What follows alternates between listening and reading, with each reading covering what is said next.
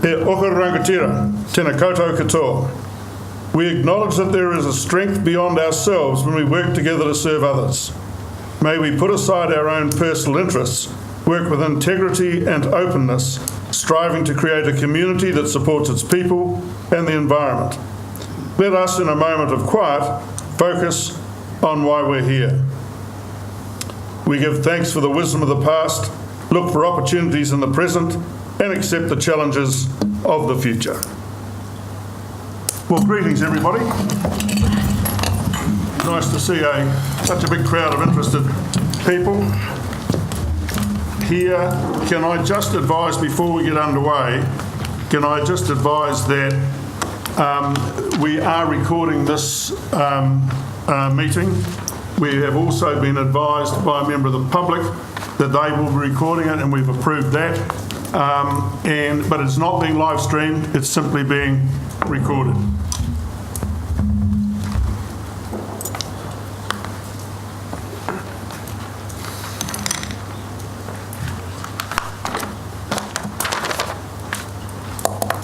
So do we have any apologies? I don't think so, because we're all here.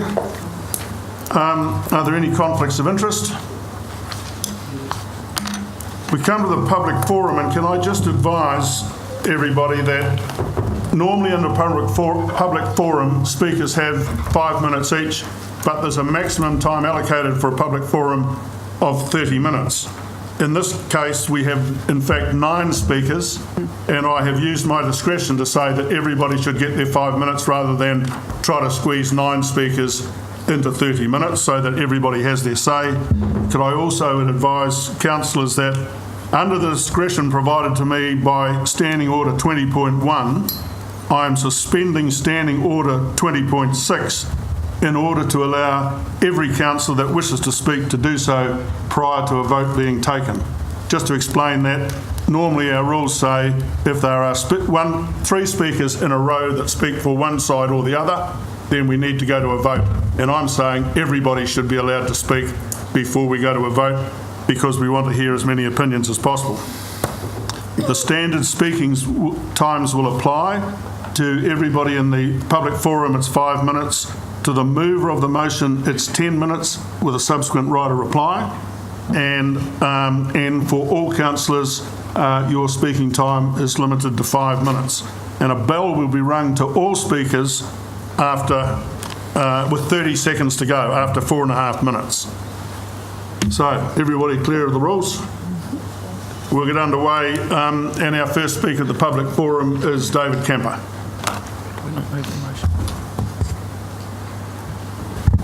Thank you, Bill.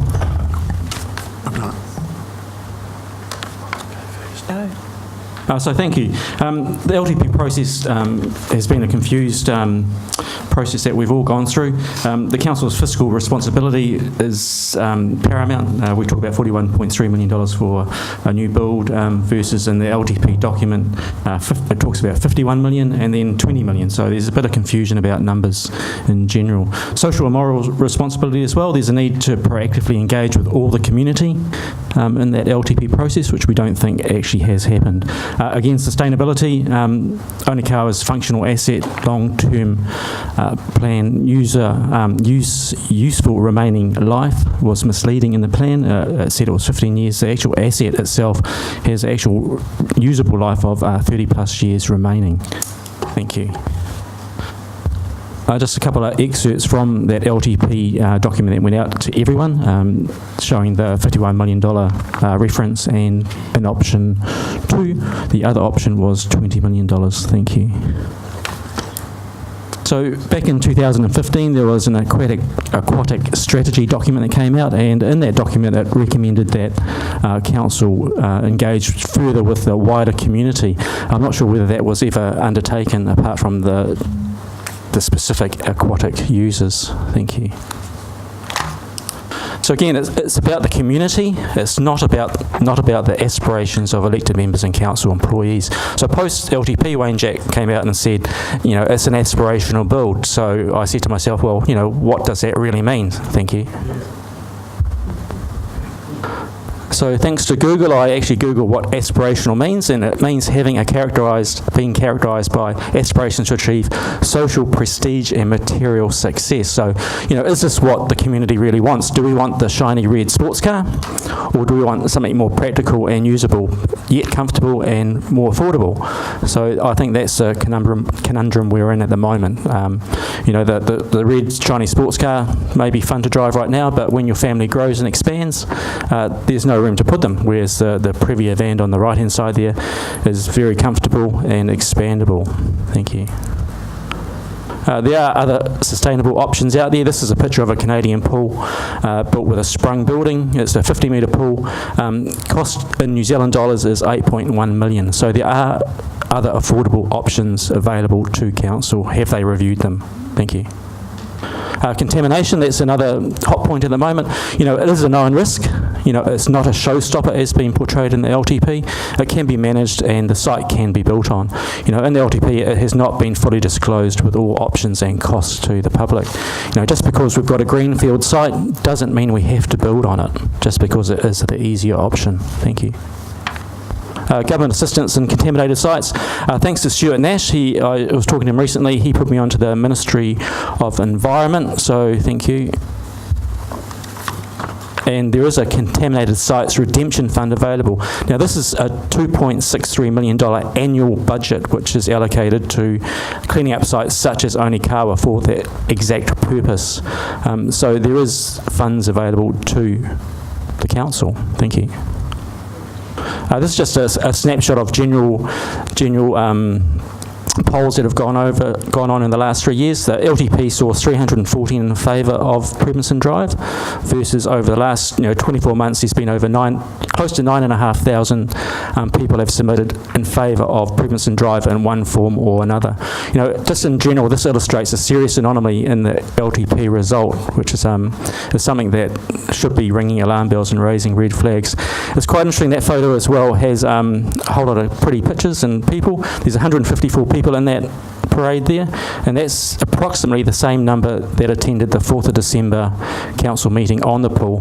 None of those people in that audience supported or vocally supported the proposed solution. Thank you. So, we talk about where's our community, where is it in relation to pools within 3 kilometre radius has been touted. Effect on business and of schools, hasn't been clearly disclosed in the LTP. Thank you. So even after the LTP came out, there was some publications that talked about schools, for an example. It says there are other schools in the area that will benefit. So thank you. This is quite a telling map showing a 3 kilometre radius in yellow from Prebinson Drive and a 3 kilometre radius from Onikawa. The stars show schools, the hashed lines show suburbs that benefit from both circles. So you can see Onikawa has a huge number of schools more aligned with it than Prebinson Drive. Thank you. Again, let's restore the mana of council and listen to the community. Thank you.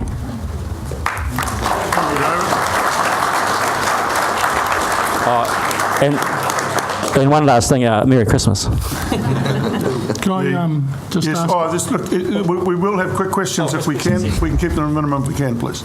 David, I've read a letter from Aquahawks saying that they support the Prebinson Drive location, and that they refer to they'll get more lane time, extra lanes and more seating. Why would you want to go against this if you're a passionate swimming man? The Aquahawk support is actually not the feeling of the Aquahawk members. Council had a meeting with Aquahawks 2 weekends ago at the pool. There was 2 council employees that turned up. At the end, it was asked to the Aquahawk parents that were there, do they support council's proposed solution, and there was an instantaneous reply, no. That's a different story. It's not what the club in general is supporting. There are three people on the Aquatics committee that are supporting council, and their vision is that to support council means that they will get lane space whichever pool gets built. So they're trying to work with council to befriend them to make sure that they do get lane space. Yeah, it's not the unanimous view of that sports committee, but the general audience, the general members of the club do not support it like the general public. So would it not be appropriate that Aquahawks would write and change the letter? There is a motion at the moment within the committee to do that. Yes. So what I ask is, can I finish? What I'm asking is, we've got this meeting today, which you're well aware of, and you're talking about a letter that might come later, changing the letter that we've got of support from Aquahawks. Is that's strange to me? That is strange, and it is a strange situation, I agree. But Aquahawks are only one small part of the whole community. There are multiple other organisations that are here today that should have been consulted and haven't been.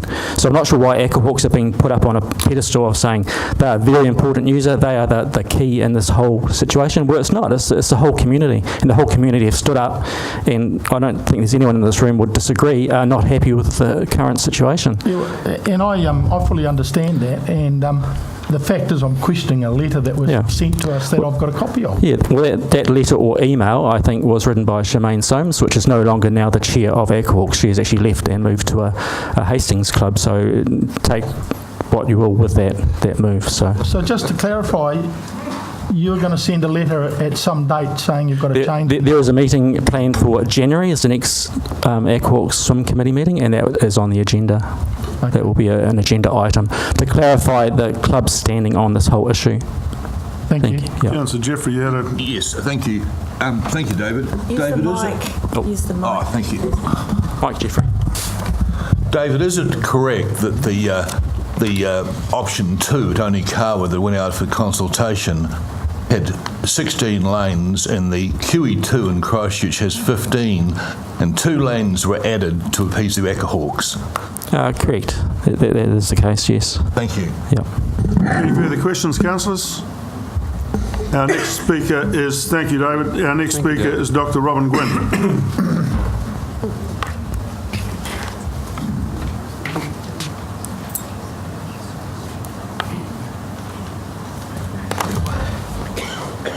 Thank you for the opportunity. Can I be heard? No. No. Can't hear. But closer. Closer? There? Yeah. No. Speak on it. Yes, we can. Speak to you. I prepared what I have to say 48 hours ago. There wasn't an agenda, and I'm very surprised by the size of the meeting, actually. You're talking about pool, I'm talking about consultation, basically. We, the members of the public, were consulted in 2016 about the pool when we were assured it would be at the present site.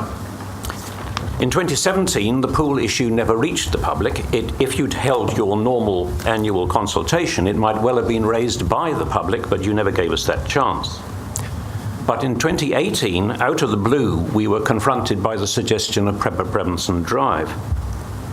Against that background, I would have expected a lot more consultation, much more discussion, than simply being given one chance to say something, and that as part of a 10-year plan. This is, after all, Napier's most expensive project ever. It has wide impact on our community, and the change since 2016 was fundamental. Worse, the information put before us was misleading, for reasons only just clarified. First, the costings in the plan provided for the 2 sites were clearly not comparable.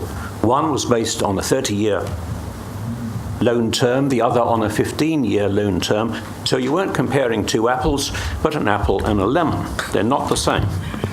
The plan never explained that. Had it done so, I would have submitted on this issue, which I didn't. So it was your misinformation that effectively denied me a chance to participate. You can't make those comparisons and pretend they're the same. And what it means is the council has no mandate. Secondly, risk. Your public meeting this month showed that your position with regard to risk at Onikawa is somewhat shaky. mildly contaminated, certainly very low risk, a site we haven't investigated. The 10-year plan document mentioned possible risk at Onakawa. It never even considered possible risk at Prevenson. I'd have thought myself that the risk of liquefaction at Prevenson Drive outweighed the risk of contamination in Onakawa. But there wasn't a business case, there wasn't a chance to raise it. Again, you compared an apple and a lemon. It won't do. Third, before the Prevenson Drive suggestion, there was no consideration given to removing the pool from Onakawa. Our community needs specific opportunity to consider that, because the 10-year plan didn't consider social impact at all, and what you're proposing to do does rob one significant and rather poor area of our town with its major draw card. So it doesn't make sense, and the consultation doesn't add up. I have good news and bad news for you. The good news, I won't be taking you to court. This isn't my issue. The bad news, the public meeting, and I should suggest the number of people who've turned up here, suggests that you're very likely to be taken to court on this issue. Do you really want to go through another illegal, long drawn-out process because of your bad process? I think you would be in serious danger of losing again if you fail to listen to a petition of 7,000 people. And surely you need to take the people of Napier with you by a proper consultation. So to sum up, in 2016, you consulted on a pool at Onakawa. In 2017, you didn't consult at all. In 2018, you suddenly came up with a new site, a very large project, but you simply bundled it into a 10-year plan. You presented it with skewed figures. You've since had a 7,000-strong petition, and you've held a public meeting where no one seemed to support Council's proposal except the Council officers. I don't see that under those conditions you have any option but to reconsult. So I say nothing about where the pool should be sited myself. I just say you've got to reconsult. Thank you.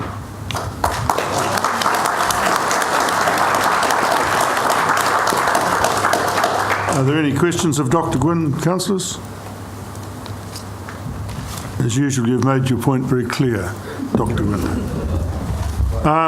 Now, Minnie, where's Minnie? Minnie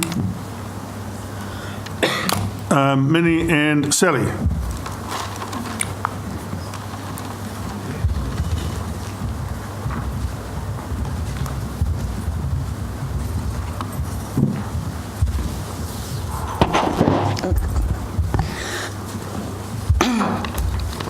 Kia ora, Your Worship, Mayor Dalton and councillors. Thank you for giving us the opportunity to present to council today on the in regard to the new Napier Aquatic Centre. My name is Minnie Ratima, and I presented to you before. This is Sally Crown, who lives in Mariwa and is the editor of He Ngāka Hau, Marae Nui's community newspaper.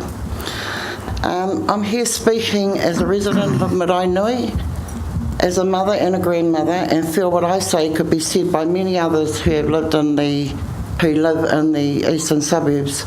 I hope that the outcome of this meeting today is for a new public consultation regarding the future of the Napier Aquatic Centre, as we want our voices to be heard loud and clear. People in Marae Nui have always had a special relationship with the Onakawa pools, which is within walking distance for us and our tamariki. Not so with the Prevenson Drive site, as it's much further away, and it would mean crossing the expressway by bike or by foot. And to parents, and no parents would want their child to take that risk. Many of us don't have cars, so we won't find it easy to get to the Prevenson Drive pools. Onakawa, to us, is a community hub. We love going there for whānau days out, for kids' birthdays and for holiday treats.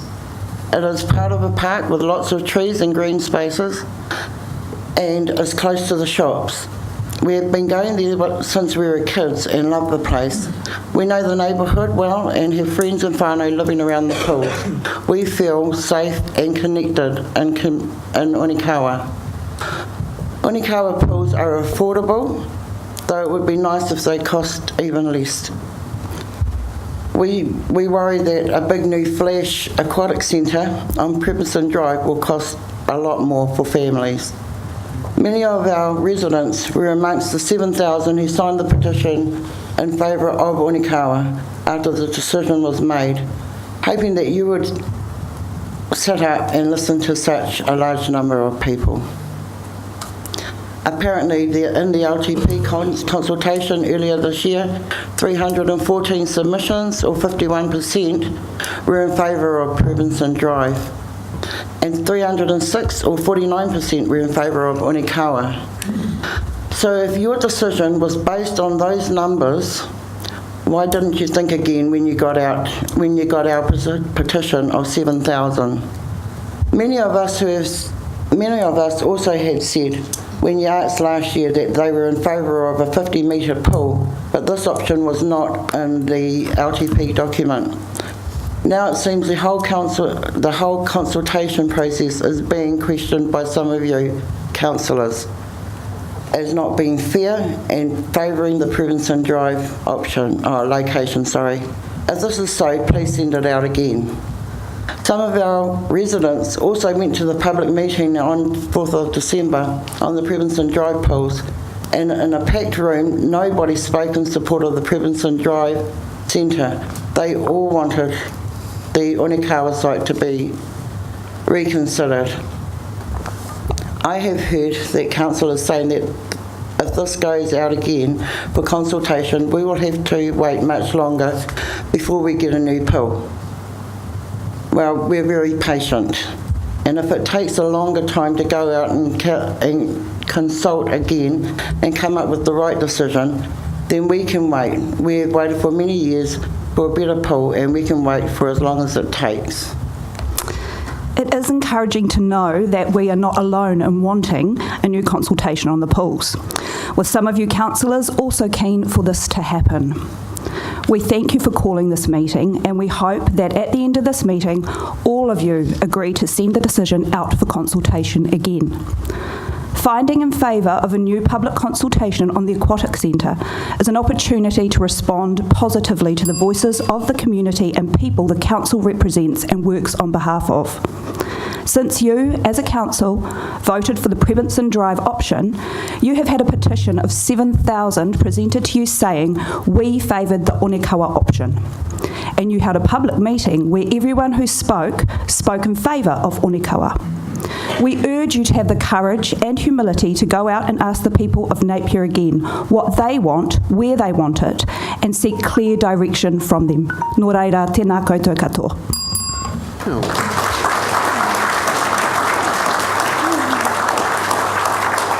Thank you, Minnie and Sally. Are there any questions of Minnie or Sally?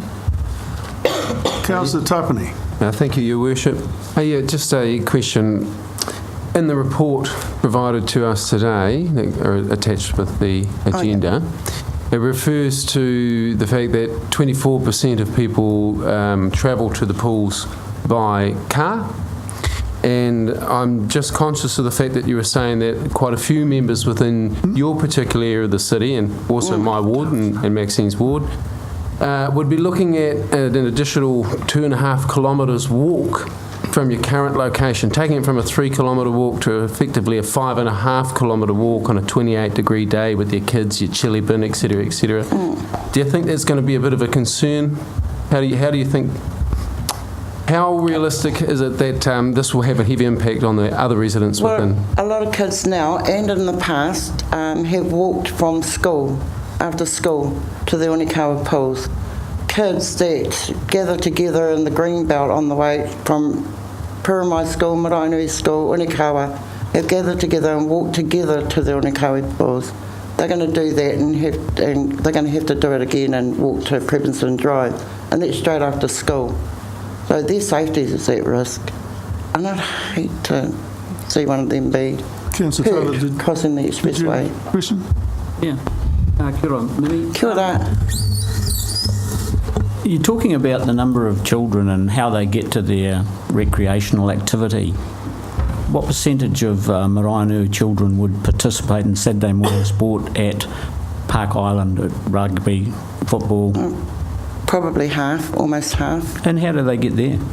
the club, Maraenui Club, they transport a lot of the kids Yeah. and parents. And I just, I'm not sure whether Councillor Tapani wears, but 91% of people drive to their swimming facility, and that's according to the assessment that was done. So there's not a lot of people that actually walk to swimming facilities. May I respond as well, Councillor Taylor? So it goes back to the apple and lemon perhaps that Dr Gwynn showed us. So if we're referring to Saturday sport, that's a once a week activity, whereas in the summertime, a lot of the families and the tamariki that we're talking about, they'll access the pool more than once. So organising a group of kids to come together for a team sport activity once a week is very different from the social and the recreational side of things if they're gathering multiple times a week and meeting up with their friends to hang out at the pools.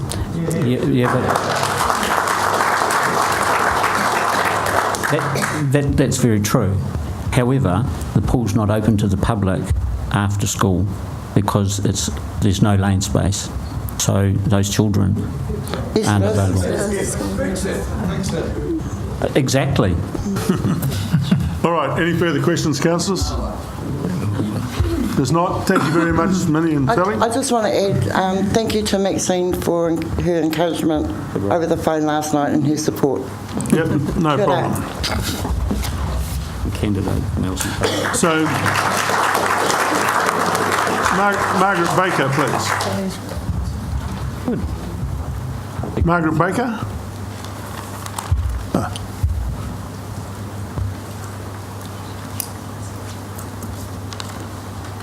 Good morning, everyone. I'm Margaret Baker and I'm representing Special Olympics Hawke's Bay. So we cover both Hastings, Napier, Waipak to Wairau. And we've had a swimming squad that's been of 25 who've trained weekly at the Onikawa pool and have been training for over 33 years at several venues around here between Hastings and Napier. At no time was our organisation consulted directly about what was going on with the Onikawa pool, nor were we consulted in regard to our requirements for any new or upgraded facility prior to the LPT process. We might only be a small club, but there are 44 Special Olympic clubs around New Zealand, and we are an important part of the community which deserve just as much consideration and involvement as other aquatic groups and clubs. I say this because we travel around the North Island to tournaments, and time after time we find that the facilities at the existing and even new facilities have not taken any disability, be it physical or intellectual, into consideration. Take the Kapiti Coast new pool. They forgot to put a ramp in, and it took someone who was involved with the disabilities to point this fact out after it had been completed. Another example is the multi-tiered concrete stands that swimmers have to sit in and then clamber down to the pool deck to compete. Each time they return to their seats, the floor gets wetter and slipperier and totally unsafe. In summary, we feel that all the users of the Onikawa pool should be able to have a say or contribute to the plans for any changes going forward. And the council should be more proactively engaging with organisations such as Special Olympics and community as a whole. Just as a question to councillors, how many of you are aware of the Special Olympics and that we are a regular user of the Onikawa Aquatic Centre? And in fact, how many of you are even aware of Special Olympic organisation, not to be confused with the Paris? But thank you for making the Onikawa pool available to us at a sustainable price, something we are very worried about going forward. Right, any questions of Margaret? Councillor Not a Taylor. question, but I'd take a lot of pleasure in answering your question. I'm very aware of Special Olympics, and in fact last week contacted one of your participants who are going to Abu Dhabi and awarded them a $3,000 scholarship, so I'm well aware of it. Thank you very much. I haven't heard of that. Who was it? Cara, is Cara. it? Yeah. Was it Cara? Going with Zara Blake. Sarah, yeah. With the going with soccer. the football team. Yeah. Oh, thank you. That's marvellous. Also add, Margaret, that one of the reasons that we're looking at the pool that we are considering is because it's worked very well in Christchurch, and they have done huge consultation, and we're using their intellectual property in some ways, and they've done huge consultation, and every pool has ramp access, even the smaller pools have got ramp access, and they've also got lift access if required. But certainly, we were very conscious of that when we were having a look at the pool. That's cool. Thank you. Is there any other questions, councillors? Yes. Councillor Jeffrey. Margaret, would ramp access and lift access be mandatory in any new build? You would think so. I don't know how Kapiti got built without it. Exactly. Yeah. Thank you. Well, we're looking at definitely ramp access, and there'll be lift access in addition if required. So thank you, Margaret. No more questions, councillors? No. So Keith Bone. Keith Bone.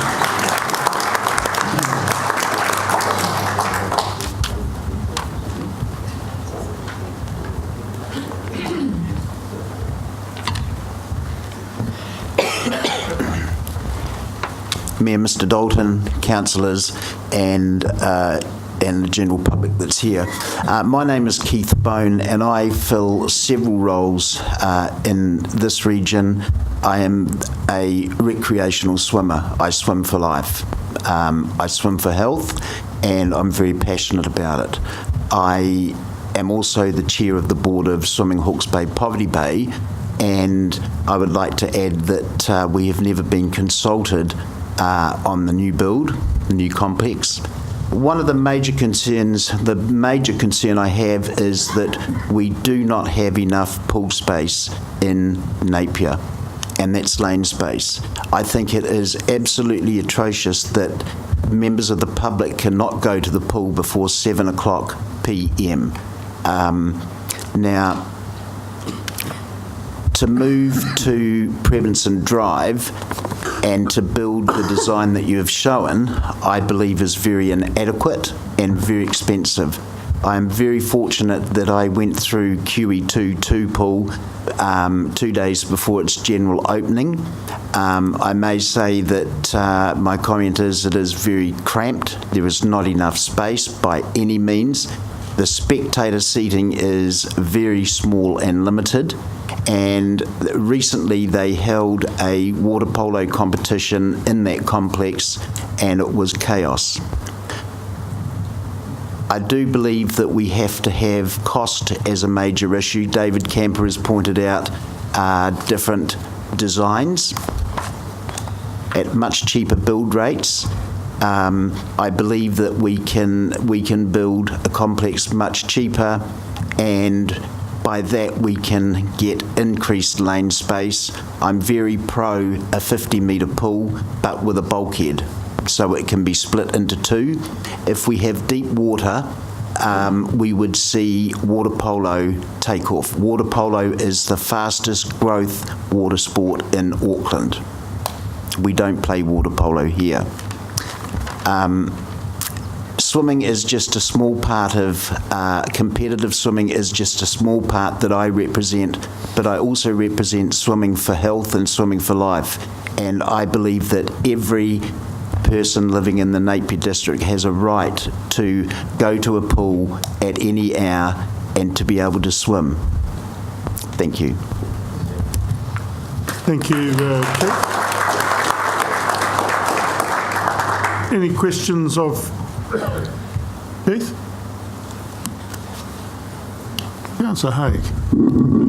Hi Keith, thank you for that. You and I had a pretty in-depth conversation earlier on around the pool, and be fair to say you've probably formed quite a strong opinion now against the Prebenson Drive option. Is that because of what you observed at QE2? Yes, it has. That's got a real major bearing on it. That and the cost of what you're going to get. So if this is helpful, councillors are very aware that we would need to modify some of the issues with the QE2, including the seating allowance, because I know that's something that you are very keen on, and that's part of the process that we would go through if we do end up there. And we need more lanes. We need more lane space. Yeah. Thank you. Any other questions? Councillor Jeff. Thank you, Keith.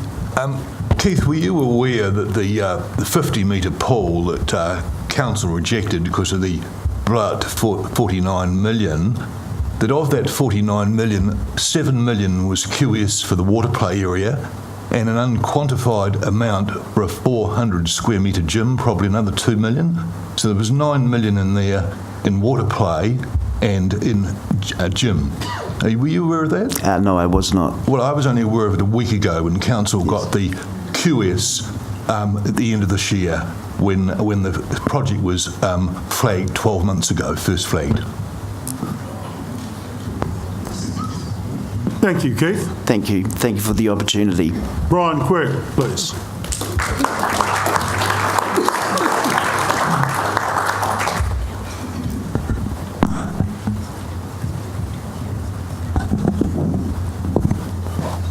Thank you, Mr Mayor and councillors, for the opportunity to speak here.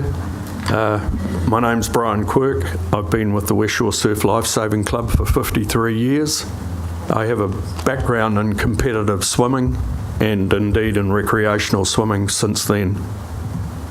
I was also one of the users that attended the consultation meeting in 2014 at the Onikawa Aquatic Centre. And there were a number of recommendations that we made centred around future-proofing swimming in Hawke's Bay, and Napier in particular, which identified a need for extra pool space, not just another pool. That was one of the thoughts that we had, but a considerable amount of extra pool space. Basically, we were all pretty much in favour of a 50-metre pool, and we had hoped that that was the route that the council would proceed along. Since then, I must admit, we've never been consulted again. Well, to my knowledge, I certainly haven't. And it appears the recommendations that we made have been cherry-picked to identify the need for a new pool. Obviously, a select group went to Christchurch, saw a nice, bright, shiny architectural edifice, and basically decided that was the way to proceed. I wonder whether anyone actually went to Kilburnie to see probably one of the best pools in New Zealand in operation. It's got 2 bulkheads, it's 54 metres by 25. You end up with 3 25-metre pools when you put the bulkheads in play. It's an excellent pool. Was it ever considered? Carrying on from there, I think, or my impression is that once the decision was made to take the Christchurch pool, all the PR and all of the thrust of all of the costings and everything have been strategised to make sure that that was the option that became the favoured option. Any other option was basically taken apart, given the worst possible loadings, and made to look like it was a dog. In fact, the one that we've ended up with is the dog. In all engineering, and I've worked overseas in various places in engineering, a predetermined solution is usually not the best solution. And it appears this was a predetermined solution from a very early stage, and then all the arguments have gone around making sure that that's what the public thinks is the best one. I must admit that Dr. Gwynn has stolen a lot of the things that I wanted to bring up about the consultation process, and I can only concur with what he said. There are other areas which are a bit of a worry. I mean, at the meeting at Napier Old Boys Marist, a figure of 300,000 possible visitors was brought up, where the current usage is about 180,000. That's a 66% increase. I hope that wasn't used in your costings. It's a figure that's been plucked out of the sky by the sounds of it. I just think that the whole process has lost objectivity, and we've been subjected to a PR barrage in favour of this edifice. and it's going to be obsolete from the day it opens. It is not future-proofing swimming in Hawke's Bay. It is just not even going to adequately compensate us for the loss of Onikawa. And that's the other thing I think that grates with most of us. Onikawa as being closed was never an option until early this year, and all of a sudden the bombshell got dropped. You're going to lose Onikawa for the sake of the other pool. That was, we keep getting quoted about Aquahawk supporting it. They never knew that Onikawa was going to be closed in the initial stages. As I say, that's a fairly recent development. And that's basically meant that we are taking one step forward and one step backwards. It's definitely not future-proofing swimming in Hawke's Bay. I think your only alternative is to go back out to the people and ask again. And this time, make sure that all of your figures are treated on an equal basis for all of the options. And it's pretty obvious that there's been a minimal amount of investigation into whether there are other pool options that would be far superior and far more cost efficient than what you've come up with. Perhaps the extra 20 million or 25 million we're going to spend on this pool could be better used sorting out the sewage and stormwater problems the city's got. Thank you very much for your time, and Merry Christmas, everyone. Brian, will you take questions? I just want to make one comment. At the time the Aquahawks sent us the letter of support, it was a letter of support to go to the Prevenson Drive one. So you say they weren't aware of it in the early stages. That may be the case. But at the time we got the letter of support, it was a support for the Prevenson Drive option. Yes, because they didn't know that Onikawa was going to get closed. I've got friends who were on that committee and they weren't ever told that. Councillor Jeffrey. Thank you. Very well put, Brian. Brian, are you aware that no elected member visited QE2 until after they made their decision? That's when they got the opportunity to visit it. I thought, I'm mistaken then. I thought it had taken place before the decision. After. That's even worse. After. And they're all here. That's even worse, I'm sorry. Yeah. Any further questions? There be none. Noel Hargrave Booth.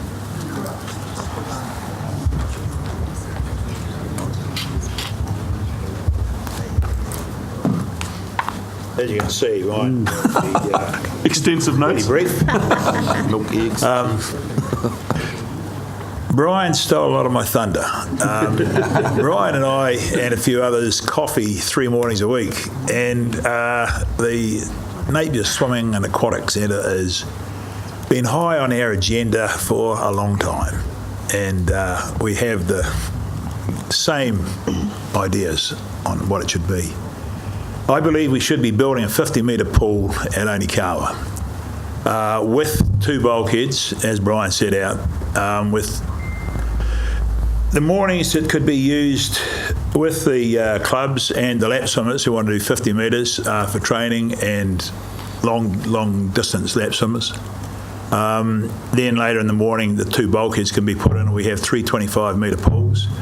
I believe that a lot of how we get people into that pool has got to do with marketing. I don't know whether you have a marketing officer, but we've got a gazillion rest homes and retirement villages in Napier, and one end of that pool could be flat tack with doing kind of aquarobics and stuff like that with old people like me. The centre area of that pool could be used for lap swimmers and it'd be open all day. No closing off, they could be there for the whole day. The other end of the pool, and you have been talking about a movable floor in the 25-metre pool. You could do what they've got at Waitakere, which is a raisable floor, but only for half the pool. And you could raise the floor or lower the floor on the other end for water polo or for during the day, schools coming in one after the other using that end of the pool. I think that in your marketing strategy, you need to look at the price of entering the pool. If you go back and have a look at your income from the pool, you don't really get a lot of money in from people coming through the door as compared to the cost of running the pool. It's probably negligible. So if you're going to bring in the schools, the retired people at $1 or $2 or something, great. You're going to fill up the pool and it's going to be busy all day. There are about 300 gyms in Napier. I don't think we need another one. All that's going to happen is if you build another gym, it's going to just take business away from the others and create, I think, a living white elephant. Why do we need another gym? I cannot see how that's going to help anything at all. There are gyms on just about every corner. I am right behind the other pool, whatever you call the movable water pool. Great. It's for elderly people, just marvellous. And I think that's an essential. The learners' pools are essential. But let's throw the gym out the door. The cafe, I think, is necessary because you've got a lot of parents sitting there on the side of the pool watching their kids doing their lessons and what haven't you. You need to keep them happy. But why would we not put a 50-metre pool in when we can have 3 25-metre pools working all day instead of one 25-metre pool, which is a good, sound scheme, I think, for a smaller area. It works well in Timaru, Oamaru, it's great. But I think here, and Napier is obviously growing quite quickly, we need a 50-metre pool, and it needs to go at Onikawa. And if you have been to Hastings, the Frimley pool, you'll see that it is mostly above ground. They haven't excavated very far into the ground at all. It was up here. Why can't we build a pool like that at Onikawa so that we don't have to excavate and take away a gazillion litres of infected soil, toxic waste? There's a lot of stuff there that makes sense in what you're saying, but there's a lot of stuff there that doesn't make much sense to me in what you're saying. I think that the whole thing about aquatics in Napier, unfortunately, has been flawed from many, many, many years ago, from way back when we put the 55-yard pool in at Onikawa. However, we don't need to keep making the same mistakes. If we go ahead and put a 25 by 25 at Premonson Drive, I really believe it's going to be outdated in absolutely no time, and the next council or the council after is going to be looking at how we go about raising the money to build another pool. With a 50-metre pool, it's not going to happen. It's future-proofing the whole deal. Thank you, Brian. If I could... No, sorry, no. It's your good-looking mate I was referring to. Yeah. Can I just ask, are you aware of the fact that the sports ground, the regional sports park, has already announced they're going to put a 50-metre pool in? And the other part of that question is, do you think Hawke's Bay needs 2 50-metre pools? No, I don't think perhaps Hawke's Bay needs 2 50-metre pools, but I don't have any faith in what the Hastings people are saying about the 50-metre pool going in the sports ground over there. They've been talking about that for a long time. I haven't seen any action on it, and they may go ahead and build one so we get another 50-metre pool in 2040.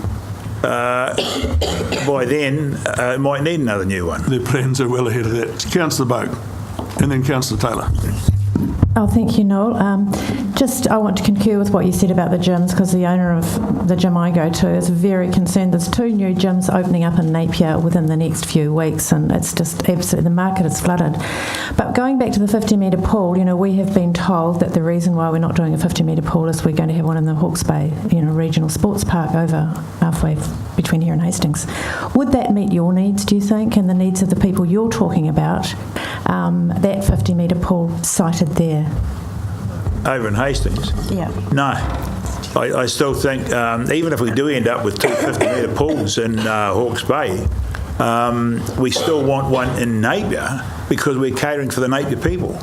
what they build in Hastings over there, do we want people to have to go over to Hastings to use that pool? No, we don't. We want them to be able to use a pool here. And the 50-metre pool here, as I said, I'm not talking about, as you're probably aware, or you may not be aware, I'm a swim coach from 45 years, 23 years at Greendale. I have been the national disabled swim coach. I've had a lot of years around swim pools, far too many. Probably a little bit addled with the chlorine. But we still need to look after, and I'm a ratepayer and I'm passionate about swimming. I swim 4 times a week, not in a pool, but I know that other people aren't lucky enough to be able to swim in the sea.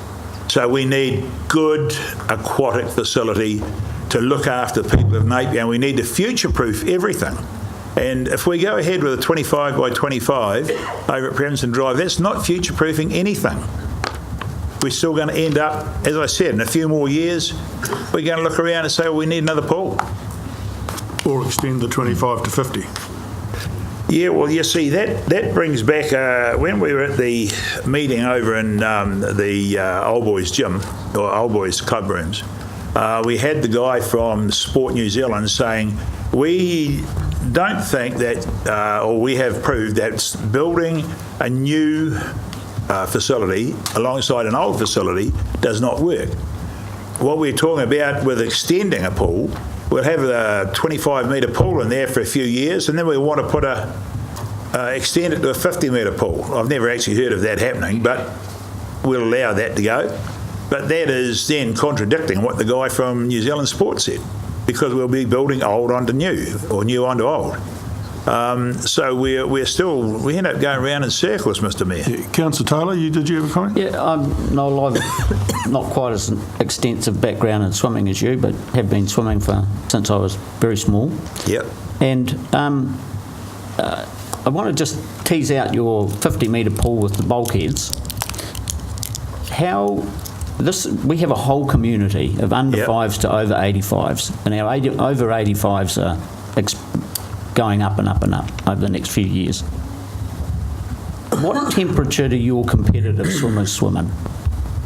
I don't have any competitive swimmers. Well, now. when you had your competitive they were swimming mostly around 26, 27 degrees. So over 85s doing therapeutic or down the other end of the pool, as you said, what temperature would they want? Well, at the moment we've got them swimming at Onikawa, and that's around 26, 27. But what would be their preference? Well, I think once they're in the water, I think 26, 27 is good. And you've got to understand that once they start moving, they warm up really quickly. And if we're talking about the therapeutic side, we're talking about putting a hydro pool in there, which will be probably at 32 or 33 degrees. So you would like to see a separate learn-to-swim pool, the hydrotherapy pool, all of those things, and a 50-metre pool? Yeah. Okay. But the 50-metre pool can still, with the raised floor, can still work as a learn-to-swim option as well with the schools. Yep. So you've got everyone coming and going all the time. Yep. All right. Thank you very much, Noel. Thank you, Mr. Mayor. Kaylee Bradshaw.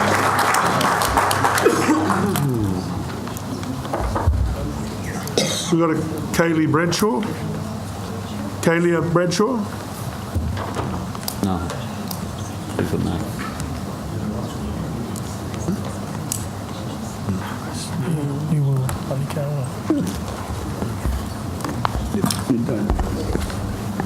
Good morning. You want to hear me okay? Yes.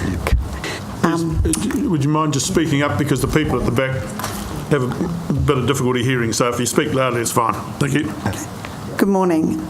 Thank you for giving me the opportunity to speak this morning. I am new to the community. I have been in Napier for 12 weeks, purchased New World Onikawa with my family and brought them down. When I considered Napier as an option to move to, everyone told me that the community, the council, everything is about families, everything is about the community and growing. I was genuinely impressed with what I've seen. I've arrived in the community, it's been fantastic. the Onikawa, everyone has been so helpful, and coming from Auckland, it's quite a difference. It's been fantastic. One of the things, I came to the meeting a couple of weeks ago. I was very new to understanding what's going on, and I have a background and a degree in sport management, so I was intrigued to see what was going on. I heard some really good data around the pools and the costs, and I really understand there's been a huge amount of work done, and I really appreciate how much work and time that takes for all of you to do that. But the one thing that generally concerned me at the end of the meeting, hearing all the data and all the information that was given to you all, was the background of the community and the people that need it the most. I hear the data about the 91% of people drive. I hear and I understand of the ground, the low contamination, the tamatea being a clear site. But my biggest concern, and I saw a map up before by David, I believe, and the heart of the community is Onikawa. And the biggest areas that need help are the lower deciles. And the biggest users of facilities of swimming is kids. And kids need to be able to learn to swim. New Zealand has some of the worst rates for swimming deaths in the greater world, the Western world. And it's really sad. The opportunity of Onikawa and having all the schools being able to walk to that facility and learn to swim is fantastic. I watch them walking past, I see them now.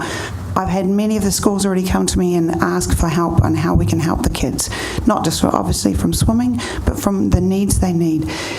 If you move it to an area that's on the other side of the motorway, I have a 7 and 9-year-old, I generally would never let them walk or cross that motorway on a bike.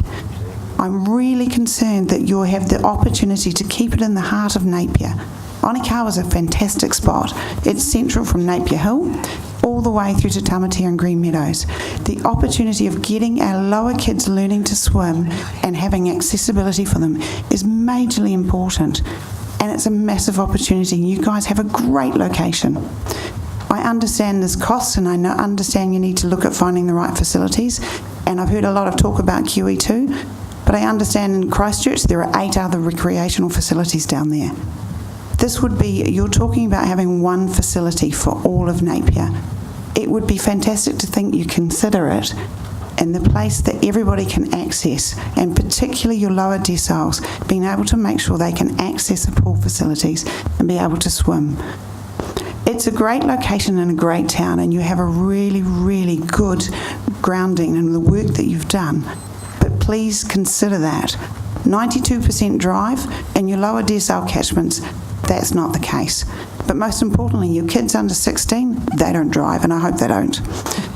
I really, really want to see that the biggest part of you considering is the future and your kids and your families and how they can all learn to swim. Thank you. Right, questions, Councillor.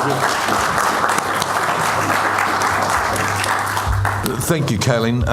No doubt you've read our CE's report attached to the agenda, and it says under the district plan the Onikawa shopping centre's purpose is just to service the local community. I'd like you to comment on that, because I go down there and I can see that it serves a purpose much greater than that, and it forms part of a much wider hub. But what are your views as a new business owner? And also the 9% that actually do walk is actually 18,000 people. You must have observed the demographics of those. Are they school children? Just your general comments on those two questions, please.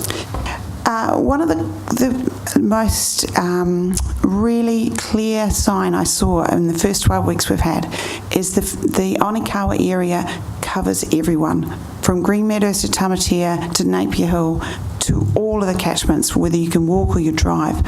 And it's fantastic. There's so many people that have who live down in Taradale, but they always come to Onikawa and they become regular. I see the families, I see the elderly, and I see the young kids coming through. You service such a broad spectrum in that location, and it's been a fantastic thing to see that it's not just a small 1 kilometre radius, it's completely the whole catchment of Napier. It is like you have the heart of the city, and it's so accessible. It is such a great location, and how you've set up your roading and your systems to create for Onikawa is fantastic for that area. Actually, Kaylee, I agree with you entirely. I mean, I don't live in Onikawa, but I use the Onikawa shopping centre and your shop quite frequently. Fantastic, good to hear. And love to buy my veggies down the road and things, but not so good. I do not. Yeah, not so good. But I don't use the swimming pool, so it's not the swimming pool that brings me there. It's the fact that it's a great shopping centre where, you know, out the back of your shop, it's easy to park. In fact, everybody hates going around the back. You know, the correlation between the swimming pool and the shopping centre, I don't think is a strong one. I think it's the fact that it's a good shopping centre and offers good shops. When we accidentally, someone unplugged our ice cream freezer, I certainly got to learn how many kids turn up after school and after all their swimming lessons and after their swims in the weekend and bangs on the hydroside as they have fun, how much we service that whole area, services the facilities. And kids come in regularly, pretty much every day, wearing togs and just a towel, and come on, Dad, we've had a swim, what can I get? So the good thing is I generally believe it's both. The whole Onikawa business certainly services the recreational facilities and netball. That was my question, of course, Kaylin. How important was the aquatic centre as an integral part of that hub? You know, and you answered it. Yeah, it's a massive part, and it's great to be able to look after. So someone commented about having a cafe when you build the pools. That's a really important part. But people like to do what they do, then go out and they need to feed the kids and they need to look after their kids. So there's definitely, the whole community is based around that aquatic centre. Thank you. Councillor Bowe. Hi, Kelly. In the publicity that's gone out about the Prebenson proposal, Aquatic Centre, there's a section about transforming Onikawa Park into a recreational green space, cycle paths, splash pads, recreation areas, bike park, bike pump, etc., etc. How do you feel about that? If instead of a pool, there was sort of bike paths and splash pads and things for kids to do? I'd be disappointed. I think the pools need to stay there. I think that is the centre and the hub, so that's definitely where I believe it should be. Making it a recreational facility and utilising it well is certainly an option that would be sound. It's not the best option. Keeping the pools there is the best option. It's not teaching kids to swim either, is it? No. Thank you. Any further questions? Councillor Tuffy. Thank you, Your Worship. Thank you for your kōrero at both the public meeting and today. Were you aware, just a simple question, were you aware that the stats that Council was provided with regards to the number of vehicles or patrons who drive to the pool was based on an open day that we have once a year at the pool, so we get a massive number of people coming in. So I'm just wondering whether or not, given your sport and rec background, do you think there would be value in having an assessment which goes wider than just one day a year? Oh, absolutely. Excuse me, can I just ask Councillor Tupney, not doubting what you say, I just wonder where you got that information from? That was during workshops and other council meetings that we've had where information was provided. I specifically asked a question as to where the data was that came from with regards to the traffic and how it was determined at the Onikawa site. And the response I was given by staff was that it was the assessment was done during the open day. I'm sorry, my understanding is it was done over a 2-week period. Can anybody give us clarification on that? Sorry? Through the Mayor, surveys were conducted, I think it was over a 4 to 6 week period during development of the business case. Thank you. During opening hours, not an open day. Yeah. Thank you for that clarity. Thank you. Any further questions? The answer given was that the survey was conducted over a 4 to 6 week period during opening hours, not at an open day. So thank you, Kalia. Thank you for the opportunity to speak. Yep, well done. And Robin Fabish.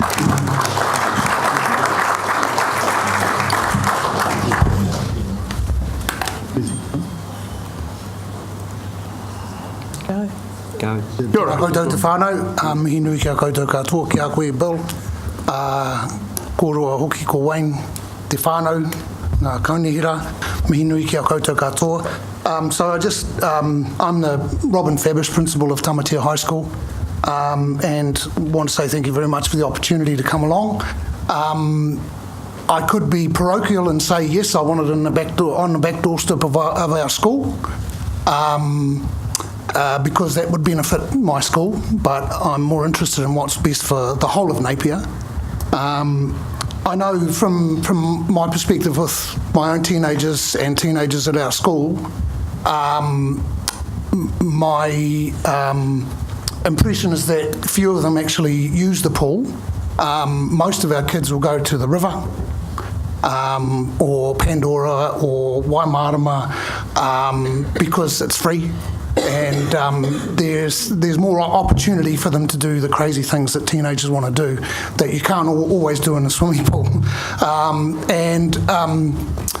I also notice, having been a user of Pandora, when the blow-up, the bouncy castle was there, that facility was just crawling with little brown kids. And they had to put lifeguards in because it was a real risk. And my reflection is that the lower socioeconomic demograph were highly represented at Pandora, where there was no cost, and there was a cool thing for them to do. And so I also reflected that for kids from Tamatea, because I saw them walking down, across the expressway and walking down Preberson Drive to Pandora. Distance wasn't a factor for them. And in fact, even now, if our kids from Tamatea want to go to Onekawa, which I'm not sure how many do. I know with the younger groups, they'll go with their families and that kind of thing. I'm not sure how many of them actually walk. I was talking to Dan Murfitt, who's the principal of William Colenso, about his thoughts on the new pool. And he and I are both of the opinion that if you're going to have possible problems with building at Onekawa because of the dump site and all of those factors, then it's better to build a new one where you're going to have less unknown costs and less problems, and the prospect of going back to more consultation for a couple of years is not one that we were impressed by. I know that there are a number of schools who are close to Onekawa. Onekawa Primary School, for example, I know they have a swim program, and they're very lucky to have that. Because they can walk and be in proximity. And I think probably the important thing in terms of learning to swim is that we put something in place so that it's not just the schools that are close to the pool that can easily get there. I know Green Meadows bus their kids there, Green Meadows Primary School. But if we were looking to put a swim program in place at our school, the cost of that would probably be prohibitive because we've got other priorities, while it is important. And so probably we need to look at something for all of the schools, particularly the ones that are lower deciles that are a bit strapped for funding, to ensure that all of them can get to the pool. And it doesn't matter whether that's in Onekawa or Prebenson Drive. The fact is we want people to be able to get there to do the learn to swim so that they can be safe. And so from my perspective, it's like, let's get on with it, take into account the things that Noel's saying and that the experts are saying, and build a facility that will serve the needs of our community. And those are my thoughts at this stage. Any questions of Robin? Councillor McGrath and then Councillor Jeffrey. Just through the chair. Robin, you said a lot of your kids go down to the pond. What is it that they like to do there specifically? Well, I think I said the bouncy castle. The bouncy castle or jumping off the bouncy castle? As I was just about to say, having the bouncy castle there and being able to jump off it, and in effect it's being able to do bombs. I mean, they go to the river so they can jump off the bank and do bombs, that kind of thing. So that's the exciting thing for our kids. Yep. In our long-term plan consultation document, we said that we'd be putting a bomb pool in, and with what we've got, we don't have a bomb pool in. Do you think it would be beneficial for teenagers to have a bomb pool? Possibly, but I think the teenagers would probably rather go to the river. And for the 8 months of the year when it's too cold to go to the river? I'm not sure that they would still go to the swimming pool. I mean, my own kids go to Ocean Spa because it's warm and they can sit outside and there's a social thing, but they don't really go to the other swimming pools. Councillor Jeffrey, was it? Yeah, thanks, Robin. Robin, Paddle Dallymore that have done the soil analysis in Onikawa have said that the only things of a concern there were lead and iron, and we've received a report from Dr. Barry Suckling that says that these can only affect you if they're ingested or for prolonged exposure. So given that the soil issue can be mitigated, and given that for 20 million we can go to 16 lanes and have a 90% new facility on Onikawa Park, retaining the 7 million worth of residual assets of the less than 20-year-old Ivan Wilson pool, and given the Ivan Wilson pool also was built on exactly. Are you asking me a question? Yeah. That's my question. I'm sure there'll be one at the end. Thank you, Tony. I'm not sure what your question is. Would you still advocate going to Prebenson Drive? And Tonkin Taylor have assessed that this year as having a moderate risk of liquefaction, where they assessed, when the Ivan Wilson was bought, they assessed that as having a low risk of liquefaction. Now, with all those facts, and these are facts, would you still, what would your recommendation be? So if it's true that there was no risk of unexpected cost, if that's an absolute 100% fact, then I would take that into account. However, I know Noel was talking about the problems of, new and old building coming together and the challenges with that. And if I had the capacity to build a new house rather than renovate an old one, I would certainly want a new one. But Robin, given that, would you never recommend adding on to an old house or the MTG or the Municipal Theatre, which are old and new, seamlessly additions? Would you be opposed to that? Would you rather just knock it down and build? So, Tony, I think I shared my thoughts. Yep, thank you. And you prefer new every time. Yeah, thank you. Yep. And Councillor Hawke. Ngā mihi kia koe, Robin. Kia ora mō tō kōrero me tō whakaaro. We had an interesting observation about aspirational and the meaning of the word aspirational, and that it means social prestige when you look it up in the dictionary. You and I as school principals probably have held lots of aspirations for our kids. What's your view of what aspirational means? Because I think a few of us are keen on taking an aspirational approach to the pool, but we don't mean that in a negative sense. So can you just clarify what you think aspirational means when we think about kids in particular? Well, when I think about kids, being aspirational means not settling for the status quo and pushing the barrow out about what's possible and having big goals, not just settling for something mediocre. Yeah, great. Thank you. So, Councillor Tupney and then Councillor Wise. Did you? What? Yes, thank you. Thank you, Your Worship. So, thanks for your comments. Ngā mihi kia koe. I was interested to hear your evidence around the number of people you see walking to the likes of Pandora Pond, which you, in your assessment, was you think because it's free, and that there are plenty of opportunities for those who are capable to go to our rivers and our beaches, etc., and etc. So, given that there's a declining water quality happening on all of our waters, all right, and the Pandora Pond recently has been closed. We've had a few health issues connected to that space. Are you suggesting that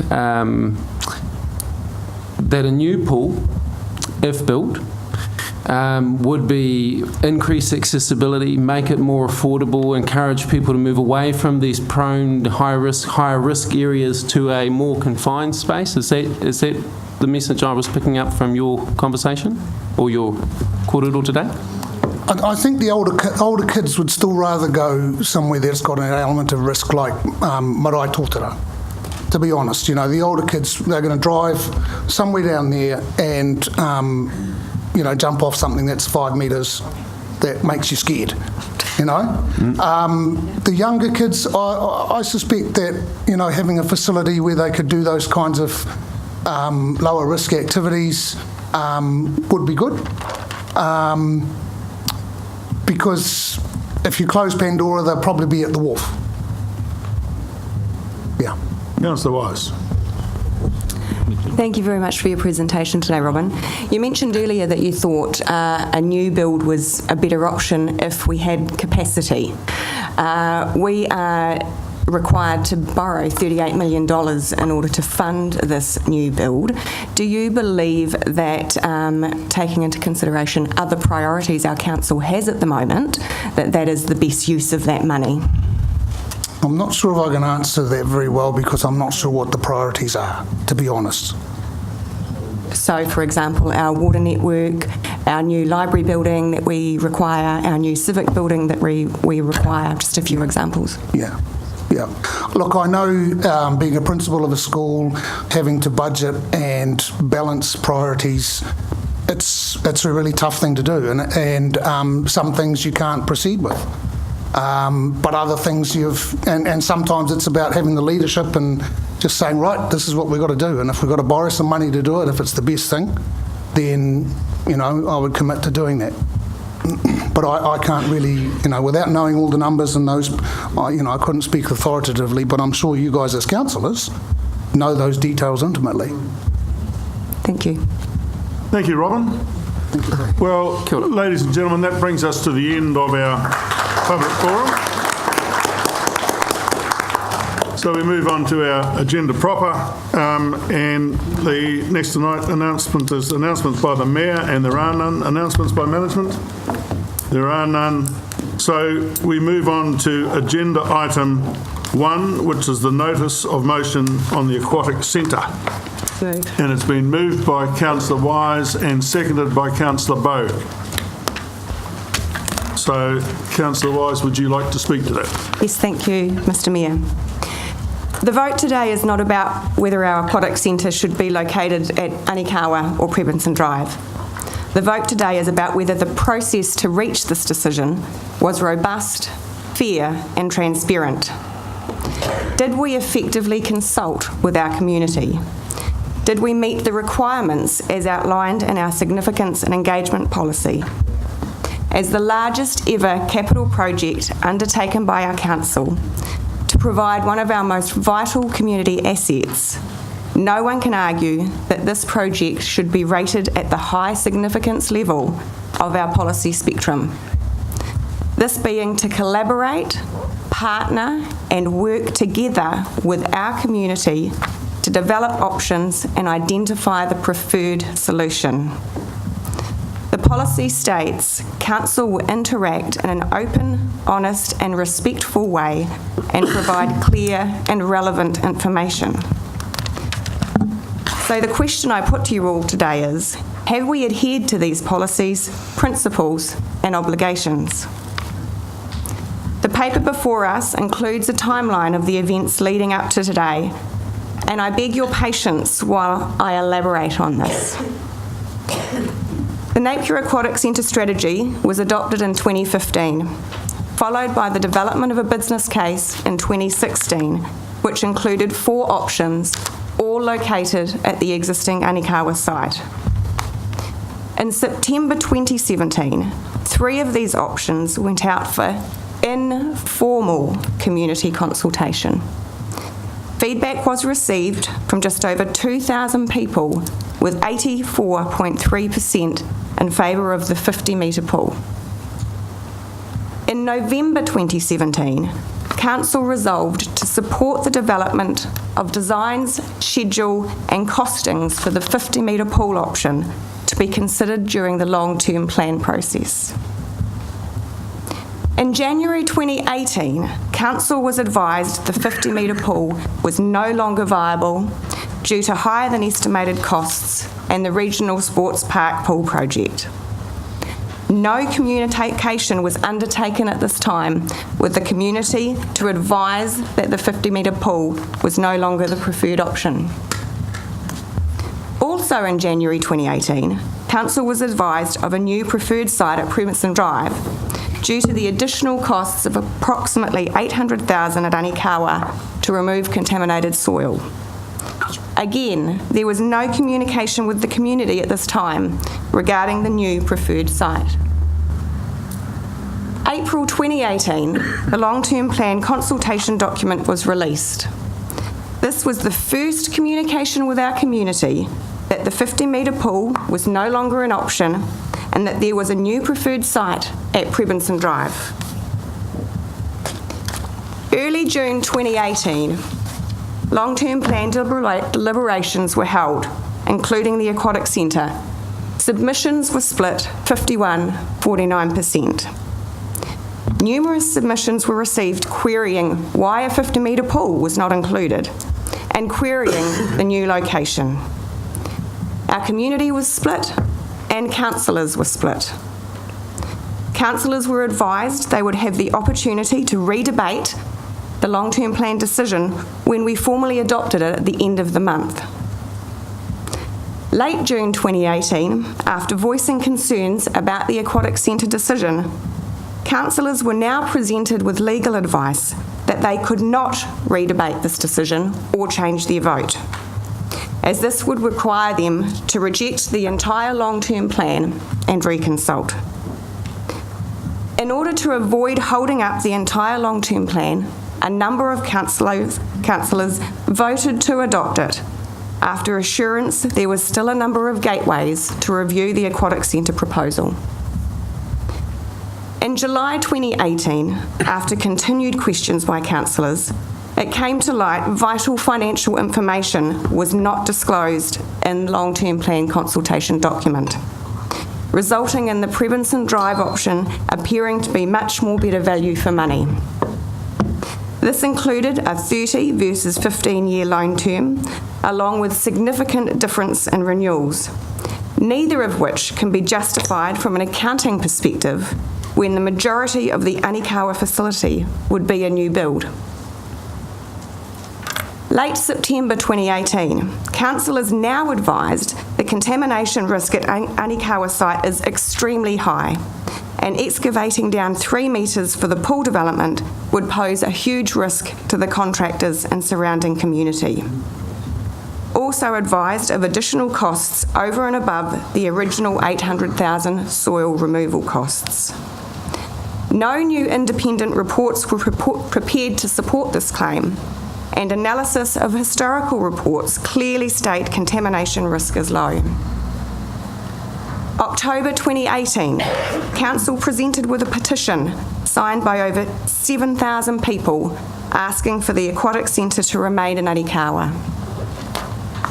November 2018, due to ongoing questions and concerns, a number of councillors visit the Curie 2 site for the first time and are informed by the Christchurch City Council project manager that minimal excavation was required as the pool was built on top of the ground, not 3 metres down as councillors had been advised. Early December 2018, a public meeting is held to present the Prebinson Drive development and answer questions. Approximately 150 community members were present, and not one person spoke in support of the move to Prebinson Drive. And so we find ourselves here today when 6 councillors could not sit back any longer and filed the notice of motion we're now here to debate. We received the report before us at 4 p.m. on Tuesday afternoon, and I thank the staff for the effort that has gone into producing this on top of their existing workload in the lead up to Christmas.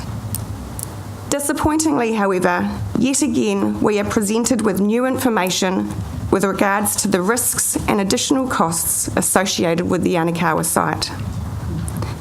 The paper claims we have received independent advice from experts in the fields of construction, engineering, site contamination and sports facilities, all supporting construction at Prebinson Drive. However, no formal reports have been provided.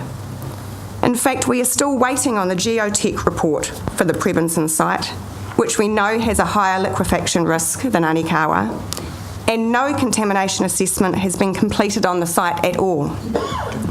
What we do have is a report from Dr. Barry Suckling, who spent many hours analysing the historical council-commissioned reports on the Anikawa site, and this clearly shows the contamination risk is low, as is the risk of liquefaction. So I reiterate my original statement. We're not here today to vote about where the aquatic centre should be located. We are here today to vote on the process and whether we have effectively engaged with our community. Our community, who provided overwhelming feedback in September 2017, supporting a 50-metre pool at Anikawa, and then heard nothing further from us until April 2018, over 6 months later, when they received the long-term plan consultation document, which proposed a facility modelled on the QE2 complex and located at Prebinson Drive, a new design, a new location, and a consultation document which contained limited and, in my opinion, biased information. As councillors, we have been presented with significant new information since the adoption of the long-term plan. We have had countless meetings, as outlined in today's paper, and yet our community has only been invited to one public meeting on the 4th of December to seek information and ask questions on the proposal. So the question I put to you all today: have we interacted with our community in an open, honest and respectful way? Have we provided them with clear and relevant information? Have we provided them with ample opportunities to engage in this process? If the answer to any one of these questions is no, then we have a legal and a moral obligation to vote in favour of the notice of motion before us today and go back out to our community and reconsult. Thank you. Thank you, Councillor Rice. Can I just, before we ask for another speaker, just ask for a point of clarification? I've seen the Geotech report on Prebinson Drive. Am I the only one, or has it gone out to councillors? You're the only one. It was provided to us in a workshop. I was there. Was I the only one there? It talked about littoral spread. It certainly has been provided. Further speakers? Who else would like to speak? It's going to be a short meeting. I will speak. Now, I'd firstly like to say through the Mayor that I respect the views that have been expressed today and hear their concerns. I also totally respect that people find this issue emotive and controversial. However, it's important to remain focused and constructive about the Onikawa site because the risks do count and the facts do count. Here are some of the risks and facts around the site, which should ring alarm bells. Fact: the motion on the table actually moves us away from the real issues of contamination and other site concerns. Fact: 47 notable risk items were identified at the Onikawa site in the risk project analysis. 23 high, 20 significant, 3 moderate and 1 low. And even after applying mitigation measures, these risks remained significant. Fact: independent experts in the fields of construction, engineering, site contamination and sports facilities all support construction at the Prebinson site in preference to the Onikawa location. Fact: the previous Olympic pool at Onikawa leaked like a sieve, had cracks in the floor, and there were problems with the pipe work underground. The pool had been built on unstable ground, and this accelerated its demise. Fact: the future maintenance of the Ivan Wilson pool is estimated to be $4 million over the next 10 years. And this does not include seismic strengthening, fire code compliance, CCT upgrades, below-ground drainage systems and sewage. The list is long and costly. There's also known asbestos in the building. These are only some of the facts, and here are some of the risks.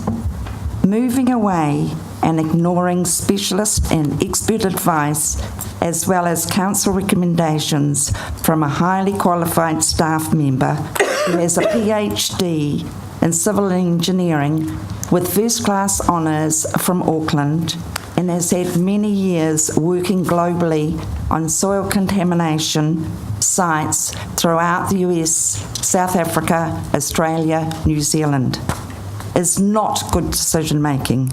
Under the Resource Management Act, this would most likely be seen as a gross dereliction of duty.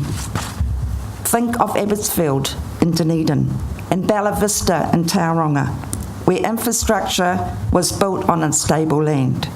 We know the Onekawa site is a disused landfill on unstable land. Therefore, it's a risk. Actually obtaining a resource consent for the redevelopment of the Onekawa site will be another big cost risk. The appetite of the construction companies to absorb the risks associated with the site could be limited and a major risk. It has to be remembered we are not comparing apples with apples. We have two dissimilar solutions. One is a reduced level of service and is only good for 15 years. And then what happens? Another disruption in 15 years. Retrofitting an old site and blending old with new brings difficulties and expectations, resulting in extra costs, as was the case with the MTG, and we now have off-site storage, and the War Memorial Centre, where we've had difficulties with other retrofitting. By proposing a move to a greenfield site, we have reduced the cost risks by using intellectual property, design and knowledge from the QE2 design. We need to look at the best future outcome for our community. We need to look at the true cost of life cycle costs. The reasons we are relocating to a greenfield site mitigates the unknowns. The same cannot be said for the Onekawa site. The risks and the facts about the Onekawa site must count in our decision making today. Thank you. Thank you, Councillor White. Councillor McGrath. Just a point of clarification. Have we confirmed there is asbestos at Onekawa? I don't know the answer to that. The answer is yes. So that's new information? No. I asked the question. Yeah, Mark Plested, who's our PhD soil scientist and all sorts of things. Can you use the mic, please?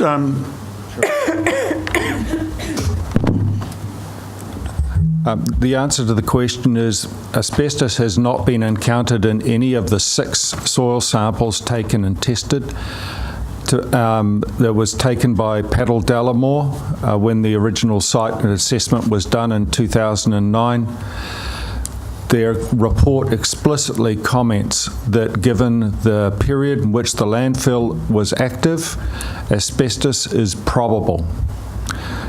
Like encountering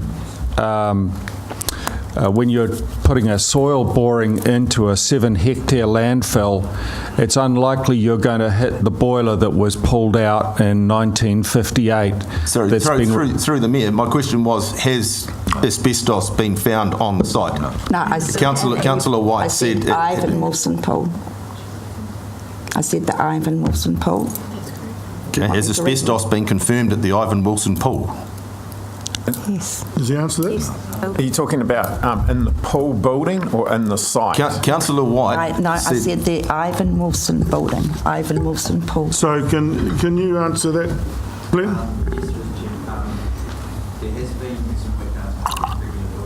Sorry. Sorry, please, Gwynn. Come and use this one or whatever. There has been some work done as part of the regular building maintenance processes out of the property team, and they've picked up, and we've got an asbestos management plan for the material that's been used in the buildings all across the site. So yes, there is asbestos used actually, which has been managed through. Yeah. So the answer to your question, Councillor McGrath, is yes. Yes. So that is new information to us today.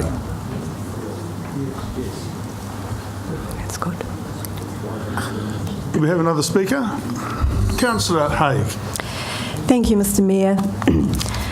I'm also speaking against the councillor's submitted motion.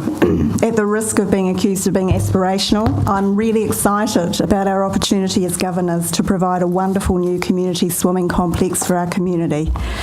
I understand completely why some of the community and some of the councillors want to rebuild at Onikawa.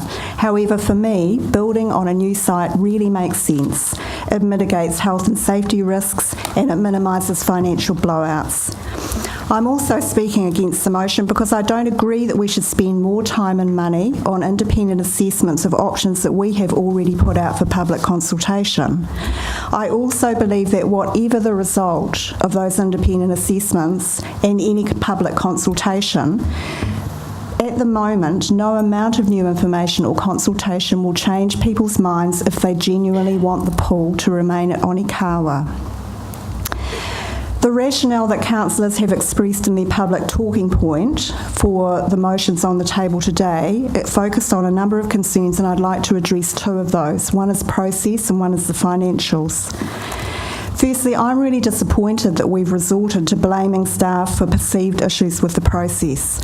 I find this disappointing because given the ultimate responsibility for approving the direction, scope and content of the long-term plan rests with us as governors, we need to take responsibility. I've sat through many meetings on both the LTP and pool strategy with all the councillors in this room today. We all had opportunities to set direction, approve projects, ask questions, and even edit the wording. If any of us had a problem with the process up to the finalisation of the LTP document, then we had, in my opinion, plenty of time to do something about that. In fact, and instead, we made a unanimous decision to approve that LTP consultation document to go out to the public, including our preferred pool option at the Tamatea site. And I'll table that unanimous meeting decision. Secondly, a key criticism of the process has been the lack of ability to double debate the LTP. If, again, as governors, we read the Local Government Act and we listened to staff and legal advice on this, we should know that a resolution to adopt a long-term plan doesn't constitute a decision to act on any specific matter within it. We can change our minds. We have not been trapped into a plan that we only debated once. That is simply incorrect. If we decide as councillors to change our minds about this pool, then it is the staff's job to support and advise us through to our preferred outcome, rather than delay the process and add cost by asking for yet more information. The councillors who serve this notice of motion should simply tell us what they want. They should test this with the whole council, and if they fail to convince a majority to agree with their second thoughts, they should not put the city to extra time and expense. Thirdly, distrust of the financial information is obviously part of the thinking. Again, I'd like to reinforce we had plenty of time to look at that. The approach used to calculate the useful life of each option, including a 30-year for a new build and a 15-year for building around and on the Onikawa site, which is already partway into its life cycle, seems to me very reasonable from a common sense perspective.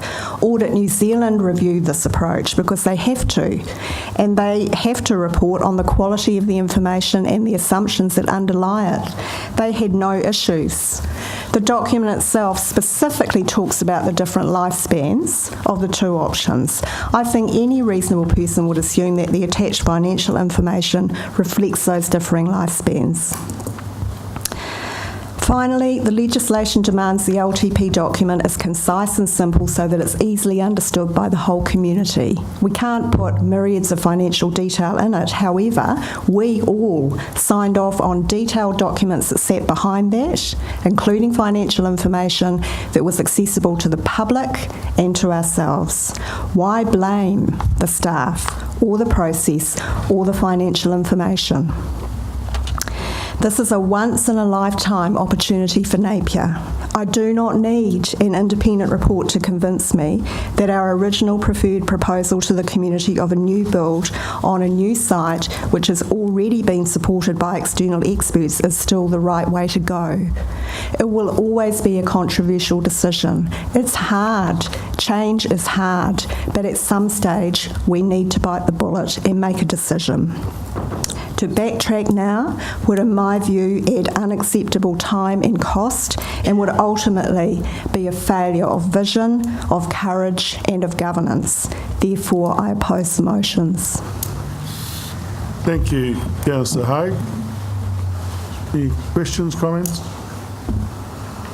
Do you have any further speakers? Councillor Tapani. Thank you, Your Worship. First of all, I'd just like to ask two questions. I remember specifically when the LTP was passed that I voted against it because of the impacts upon my constituency particularly.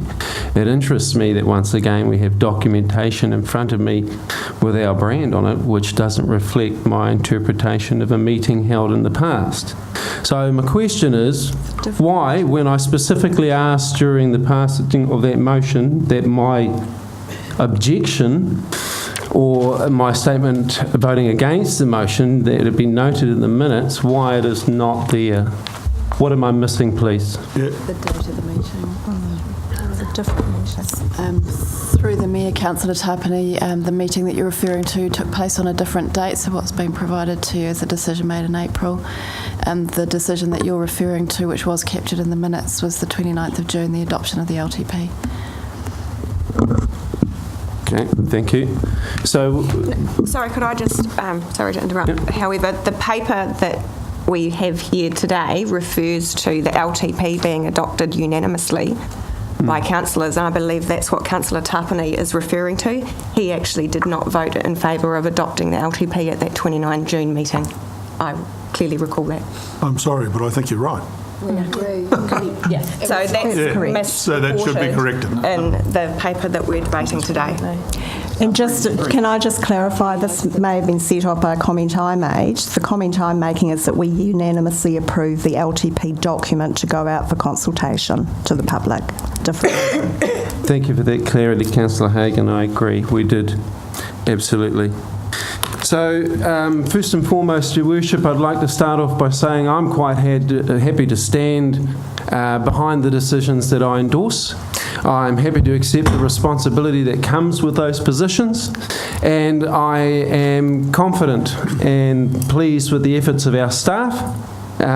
So this was not a matter of challenging them or a lack of courage or vision on my behalf. Instead, I am concerned that the majority of information which was presented to us as councillors pertaining to this particular LTP decision was provided after the deliberations of the LTP. My biggest concern is that even with all of this fantastic information that's been provided to us since the LTP and since the deliberations, not before, not when we should have been engaging and consulting with our public, but post, we've got a plethora of information, a number of reports. We've got plenty of evidence supporting the favour of a new greenfield site. By comparison, we don't necessarily have exactly the same apples for apples comparison with the Onekawa site. But as was stated by Councillor Wise, I'm less interested in which site we select. And I'm more interested in the fact that we have dwindling reserves, we have major expenditure coming up over the next 10 to 15 years, including our three waters, the work on the Pandora Pond, the aquarium. We've got rising sea levels, which are looking at the coastal hazard strategy. We've got some significant costs coming forward, and these too will result in amendments to our LTP. And I am cognizant of the fact that a lot of this information, while we were aware of it before the LTP, we're now becoming aware, just as we are with the pool aquatic solution, of things and information and reports post the LTP decision. My greatest frustration is that even with all of this information and the comments around how there have been misrepresentation of figures, etc., even with all of that, we do not have a clear indicator from our city and our residents that this is the clearly preferred option. It passed by 2%, and the city was still divided even though they were given information which perhaps didn't compare apples to apples, but more apples to lemons.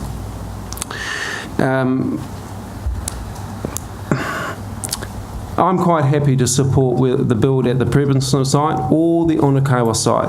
What I'm unhappy with is that, and what I have grave concerns with, is that this decision has been a bit like building the plane mid-flight. And while we're having a lovely view, we haven't actually realised we've left all the passengers, being the residents of Napier, back at the terminal.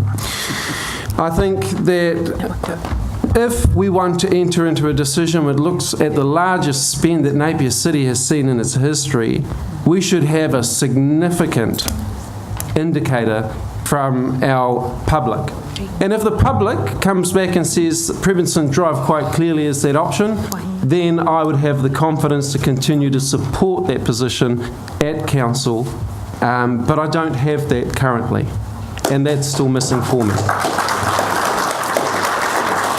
I'd like to finish off by asking one last question to the Chief Executive. So much material has been given around the Onikawa site, and I'm curious as to perhaps you can help me with my interpretation. I understand that we being the Napier City Council, have been taken to task in the legal forum around liability for building in or around the Onikawa site by a private residence. And as a result of that court case, it was shown quite clearly that the risk is low to minimal.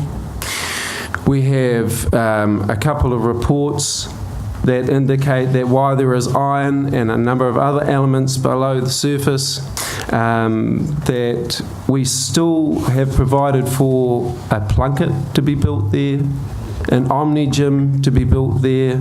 We've done excavation works there. We're still working on that site. So my question is, if given all of this information, when did council shift its position on the risk of that site? And if we've shifted our position, have we also shifted our culpability with regards to liability? Through you, Mr. Mayor. Mr. Jack. You're talking about two different activities. The one which you're referring to is the residential developments which have taken place there. They've taken under a different set of excavation factors. When you're doing a commercial facility, it puts a different requirement in terms of excavation and how you manage the site, and that's the information that we've continued to provide you in a consistent way. So no, it doesn't change the liabilities in terms of the residential. What we're saying is the risks are far greater when you undertake this type of activity. Thank you. Thank you very much. Thank you, Douglas. Councillor McGrath. Just another point of clarification. As a council, we've endorsed Omni-Gym extending on the site. How do we sit now there with all this information on contamination and landfill? If we're saying it's a major issue, do we need to rescind our decision for these guys?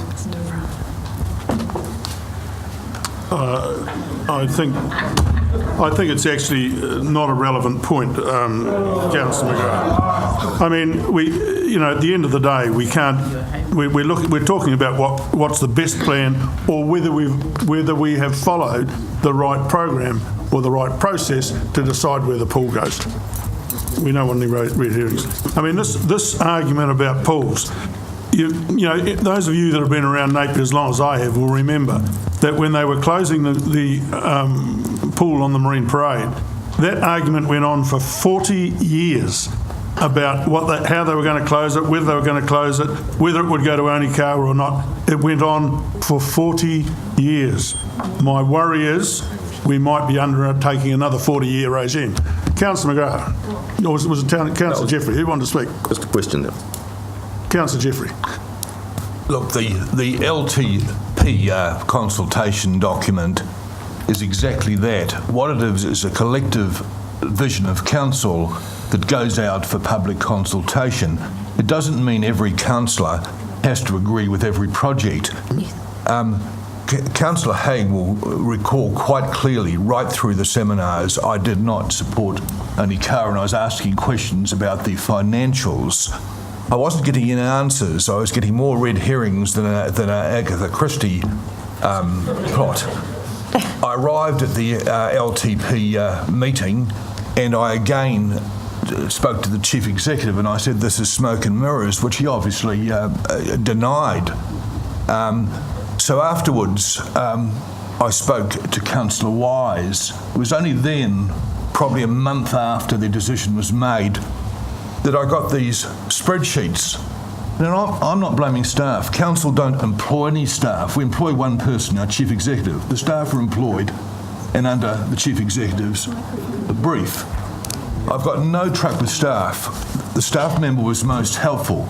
I went through these documents and suddenly I worked out why the financials... Excuse me, Councillor Jeffrey, would you mind talking into the microphone rather than looking that way? Oh, sorry. Suddenly it became clear why the figures didn't add up. The $51 for the $20 million project at Onikawa were over a 15-year financial term. The $16 at Prebends and Dyer for 30. So from year 16 on, you keep paying that $67. There was also a transfer to both projects of $56 from the existing Onikawa pools. So you are 123 and 116. If you put the same financial term on Onikawa, 30 years, and remember 90% of this was new build, it would cost $39 per ratepayer. If this site at Prebends Drive is so good to build the pool on, you could subdivide it and sell it for sections. You could put that money towards the $13 million loan and borrow very little. Now, in the year since the decision was made, so there's some real emerging issues. We need a new stormwater outlet. We're told that funding for tap water is pretty tapped, and we're rejigging our long-term plan to try and speed that up a bit. We've only got $9 million in the plan for a library. We don't have any civic building at all. We're paying $800,000 rent for our accommodation. Our social housing, we're reviewing at the moment. We've got 240 people on the waiting list. There's $4 million worth of deferred maintenance. Our balance sheet is under so much pressure, the incoming council won't have any wiggle room at all if we go ahead with this.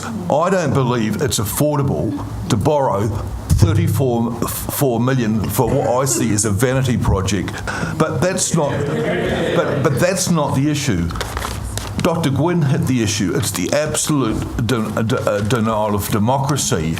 I mean, these figures, but whether it was inadvertent or whether it was enthusiasm for the majority of one's preferred project, I don't know. But the point is, this information was incorrect, incomplete. When you go through the columns on the renewals, there's 350 renewals for the project at Prebends Drive, but 560 for Onikawa. At year 15, there's 4 million residual left in here to redo that component. The contaminated soil just doesn't stand scrutiny. I mean, Dr. Suckling's report just is very, very compelling. The only asbestos found was in the roof when Opus did a review. They did a line-by-line review. The existing building needs $1.6 million to bring it up to a very, very good standard. 60% of the asset was reviewed was very good to good. 22% of the asset, and this is from Opus report I'm reading, was good to average, and only 12% was poor. I mean, we've got a bloody good building there with $7 million worth of residual assets. Let's build a steel above ground 25 by 25 pool. Let's build a new learners pool, new reception area, revamp the thing. Let's spend 20 million and get on with it. And most of that work's been done. I mean, we went out in this year's consultation with that option. So we obviously had the groundwork done then. Did we go with an option this year knowing that the soil was so contaminated we couldn't build on? If we did that, we're absolutely incompetent. Thank you, Councillor Jeffrey. Just 2 points of clarification. One is, Councillor McGrath, the Omni Gym is outside the tip contamination area. And Councillor Jeffrey, you mentioned that our balance sheet is tapped out. It's one of the strongest balance sheets and the most enviable balance sheet in local government New Zealand. Councillor Brosnan. Can I just ask a question? Yes. Councillor Jeffries. Dr. Suckling, what's his doctorate in, please? He's a medical doctor, so he understands chemicals and contaminants. The other report from the in-house one's from a person with an engineering doctorate. He's not an engineer. Yeah, one's an engineer, one's a doctor. Thank you. We're talking about contaminants. Thank you. Councillor Brosnan. Thank you, Mr. Mayor. This is not an easy decision and one that I have thought hard about for our city. Talked to probably hundreds of people on the issue, lots in my demographic and the younger demographics, and I've listened today with an open mind for new information or information that doesn't have an alternate view. So this council set a vision 5 years ago to give our community what they were telling us they wanted, to invest in a fit-for-purpose, future-proofed aquatic facility. We gave staff the direction of a new build. Our community, as is our council, is split on the location details, which I understand. I have a love for Onikawa with many memories there too. But we would be negligent and misleading our community to tell them we could build at Onikawa without significant cost for no extra pool. It would be unwise for many reasons, and we would be doing a disservice to our future generations. I want what is best for my city, for our kids, and for our ratepayers' back pocket. We are fortunate to have a really healthy balance sheet and still maintain the lowest rates of a comparable sized city. This is reflected in our LTP, where we put water priority and spending number one. We've got $33 million to be spent on our three waters in this plan, and our annual plan amendments workshops show there's support for additional expenditure. Council cannot run projects back to back, otherwise we'd still be building roads. They must be done simultaneously. We have the resourcing and the plan to deliver the needed water improvements and the aquatic project for our city. I'm excited by the opportunities for my community in the move to Tamatea Prebenson Drive site and in the redevelopment of Onikawa Park into a free-to-use family spray and activity park. This is an area of our city, my ward, lacking in green space. We are in no way abandoning the site or ripping the heart out of that community. Those statements are emotional blackmail. It will be a great community park, close to the areas described as lower socioeconomic. It will complement the existing park users, and it will give us an opportunity to master plan what is now an ad hoc and piecemeal collection of buildings and activities.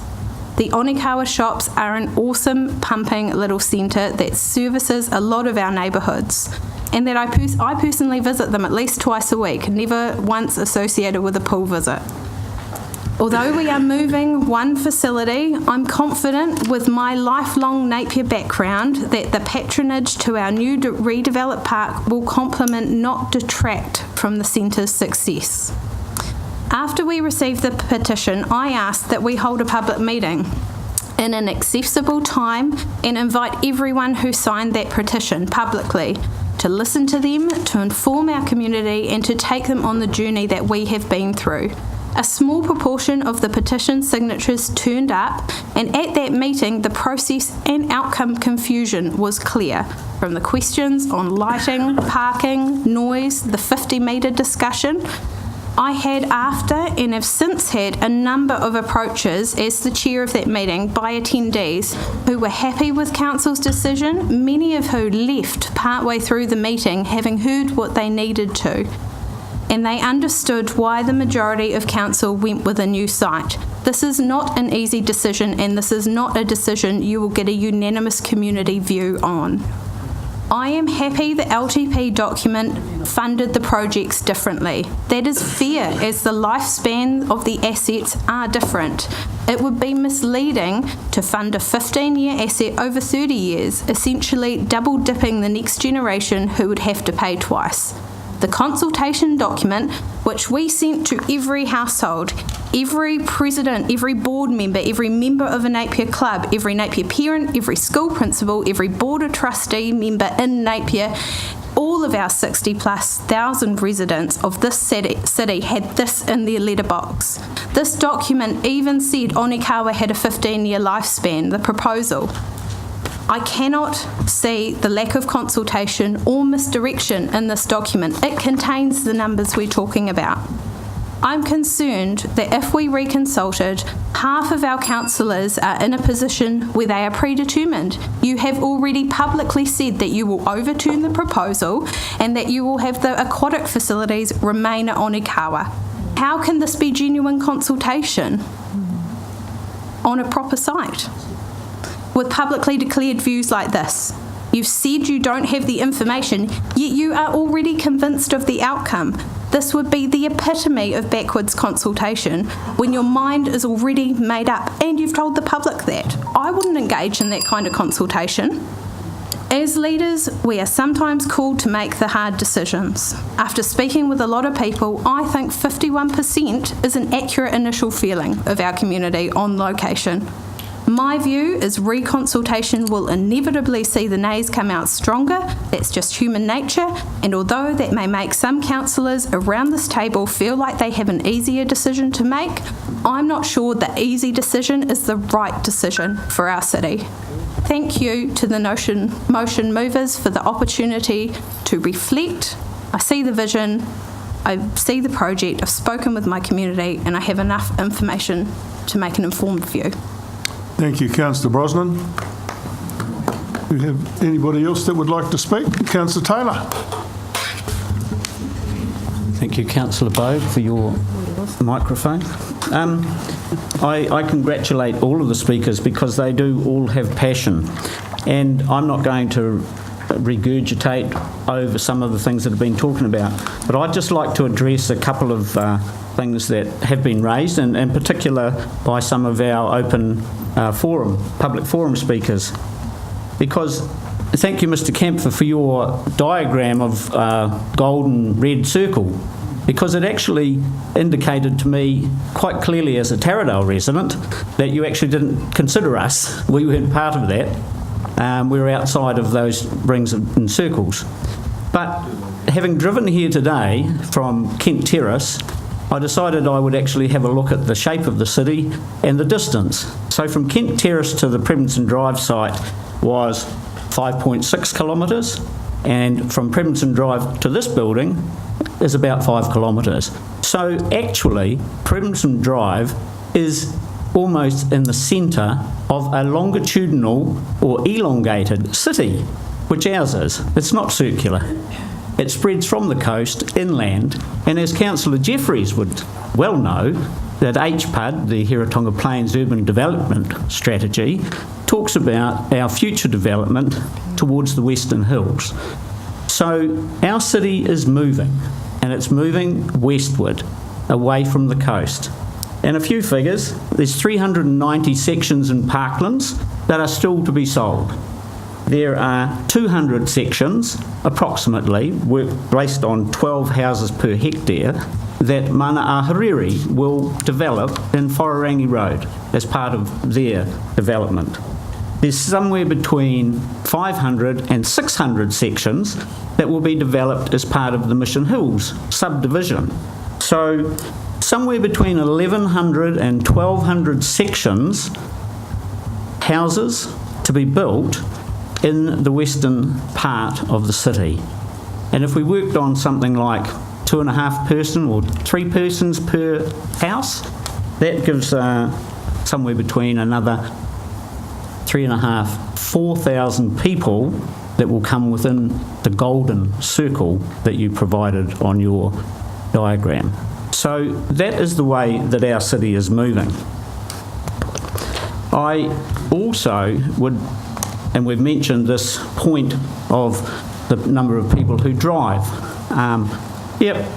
Whether it was taken on an open day or during opening hours, we seem to have clarified that. However, the emotive comments around ripping the heart out of Onikawa, that really started me thinking about, well, does that mean that if we shut the tennis court on Simon's Lane, Taradale shops will not exist? That if the squash club and the tennis club and the Mariwa Park were to go, that Mariwa shops would suffer? I don't think so. When they shut Athletic Park and went down to the Westpac Stadium, which I had close links with, Newtown didn't die. In fact, that ground became a very large retirement village. So to say that the heart is ripped out of a community because a recreational facility moves from there, to me, I think is just nonsense. Those suburbs will continue to thrive, and we have the opportunity in the district plan review coming up to look at where future commercial activities take place to serve the members of our community. And that will happen west of this main CBD into the future. I've also listened closely to the number of people that travel, or our Maraenui and my colleague next door, who concern.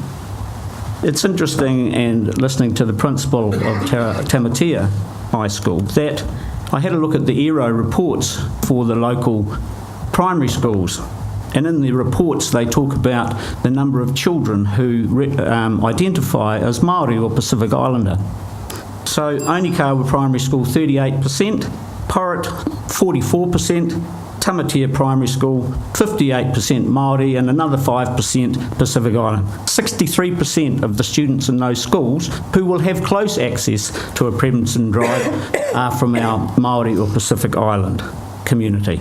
Finally, I would like to say that the attack on staff must stop now. They are the people who provide us with the opportunity, and it is now time for us to show courage, be governors, support them and move forward. Thank you.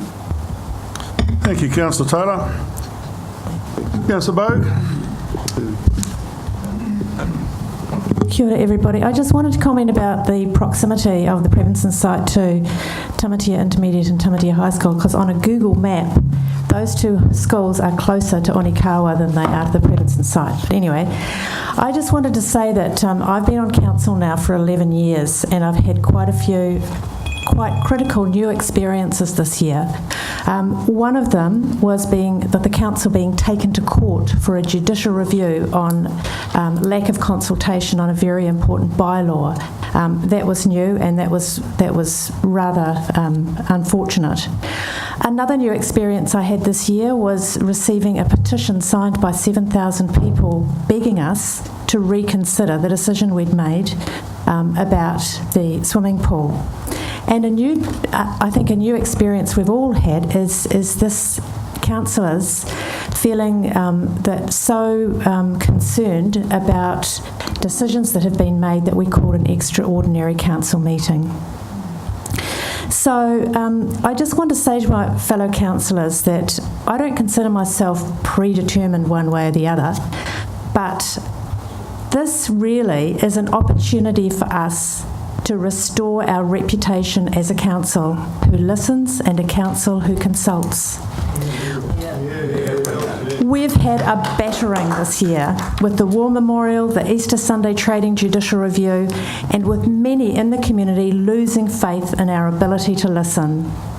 Humility and being able to admit we may have got some things wrong are qualities that the people of Napier respect.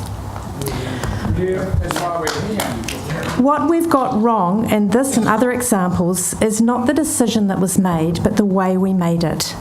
Look at the Easter Sunday trading decision.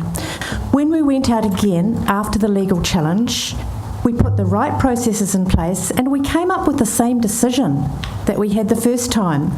The difference was that we did it right. So we got a genuine mandate after listening to all affected parties. This is the same kind of situation. Our council consultation processes have been put under a spotlight and found wanting. So let's do it again and let's do it right. And finally, thank you to all those people who spoke to us today. And I was particularly taken with the woman who spoke, Kaylee, who spoke about how important it is that our decision needs to be about kids and about the community, and surely that's what we're here for. So the community has spoken to us in so many ways in the last few months. They're not pleased with our decision.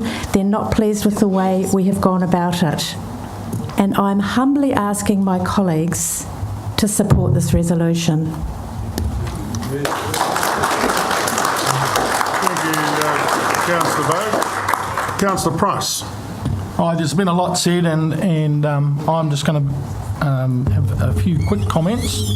I'm in favour of going to Prebinson Drive. I see it as an opportunity to build an iconic building and a hub that we can grow off. So we have our swimming pool here. I've been approached by Rick Kirkland, who would like to put the Superfly there and other items. There's talk of a ice skating ring that could go there and run off the energy from the pool.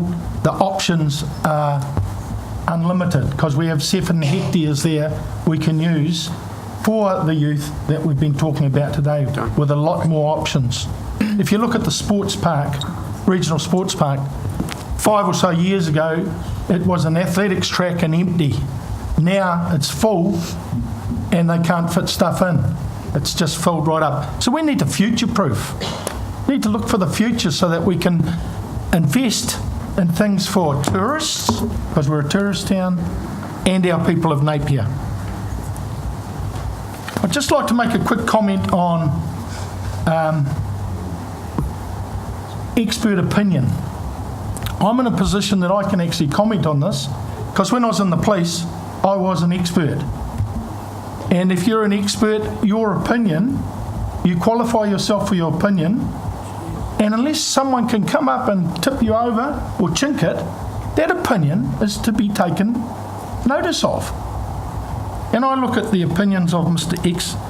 Exeter and Graham Prophet, 2 experts in contamination, who have said don't build there. Now these opinions have actually come out since we made our decision at the LTP.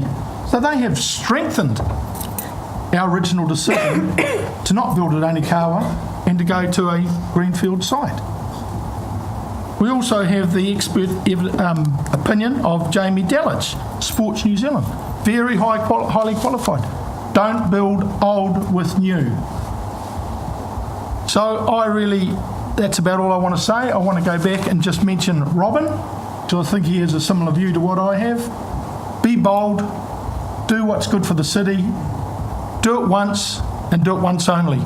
Not in 15 years' time have to do all of this again, because we're built onto a building that's going to last 15 years. Thank you very much. Don't clap. Hold your applause. Councillor Price has asked you to hold your applause. Who would like to speak next?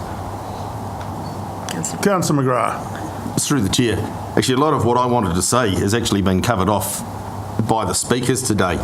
But I just want... Today's about going back to consultation, and for me, I had a lot of arguing about pools and how much water should go into it. So, a while ago, I was sent some information about Mosgiel down in Dunedin Way wanting to build a new pool. And they've got a little extract here in their feasibility study about community engagement. Now, I don't think Mosgill's very big, but what they did, the trust that was running it, because their pool's 80 years old and they're not 20 years old, so they decided they wanted a new one. They printed business cards and put flyers in 5,000 letterboxes. They had 80 20-minute presentations out in the community, and they had 2,200 online surveys completed, of which 99% of those surveyed supported the new facility. So when Councillor Brosnan said you'll never get 100%, a little town in the South Island got 99% support. So to me that shows we could perhaps do a better job with our consultation. We've missed somebody. We've had presenters up here today who are pool users saying they've been missed. So you can get buy-in from your community if you work with your community, which I don't think we have done. Another point I'd like to bring up is during one of our workshops, Councillor Wise asked a question: what would $41 million look like if it was spent at Onikawa? So my head was spinning around, and I've got maps of the site because I live fairly close to it, and I was laying out different pools in different shapes and different ideas. But the answer that came back was the QE2 model plonked on the site. But that's not what Councillor Wise asked. She asked what could be done, not if we just drop the QE2 pool on and go, oh, look, it doesn't work. So that question still hasn't been asked for our community, or answered, sorry, for our community. So I'd like to go back to consultation. Let's sit round as a community and go back and say, what do we want? Where do we want it? And then have this debate. The community hasn't been given that opportunity, I don't think. I've got lists here of questions I could be asking. Some were clarified by our speakers, some have been clarified by the councillors today. But in the agenda I was given, on page 13, there was construction risks, and there was 40-something of them for the Onikawa site. Nothing about the Prebenson site. Now, I read through some of them and I thought, well, these are consistent with both sites.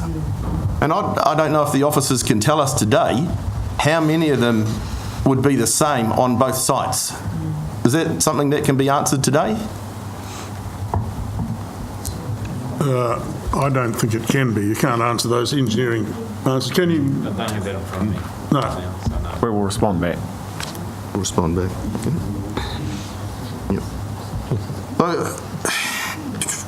I'm going to leave it at that today because we do have a lot of mixed information coming through, and at the end of the day the councillors are going to be the ones voting on it. So I guess we'll just move on. So we've got two councillors that haven't spoken. You don't want to speak now? Do you want to speak? Just a question. Yeah. Just a question of clarification. When was the risk assessment prepared and by who? On the Prebenson site? No, on the Onikawa. On the Onikawa site. When was it prepared and by who? What was the date? Right, 2 days ago. This is the one on page 13. No. Through Mr. Mayor, that was done originally when the Building Intelligence Group did the master plan. So that was done December the 8th. 17. December 17. So we went out for consultation on that project, having that risk assessment already in hand. We understood some of the risks.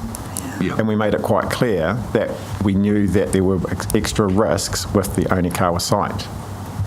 Then we went out and consulted on it. Yeah, thank you. All the councillors that want to speak have spoken. I just would like to say a few words before I ask Kirsten to have her right of reply. We were challenged that we haven't met our principles, and I believe absolutely we have. In the long-term plan, I have never known, in my few years in politics, I've never known any council go out as thoroughly as we did to get response to our long-term plan, part of which, of course, was the swimming pool question. So we went out and we had pop-up workshops all over the city. We went out and consulted with the whole population, and it's up to them whether they wanted to respond or not. And when I talk about response, we also invited all of Napier to a public meeting recently, and if you took out the council staff and councillors, there was 100 people turned up out of 61,000. So that really tells you the breadth of interest in the whole thing. And we were told in that meeting that everybody supported the pool staying at Onikawa. In fact, there was a number of people that came to see me afterwards and said that they actually supported the Prebinson Drive site, but they didn't feel comfortable getting up and speaking.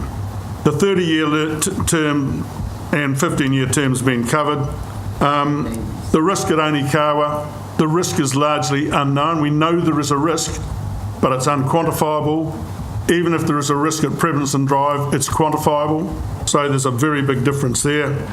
My view is, as I said earlier, the discussion on swimming pools is always controversial.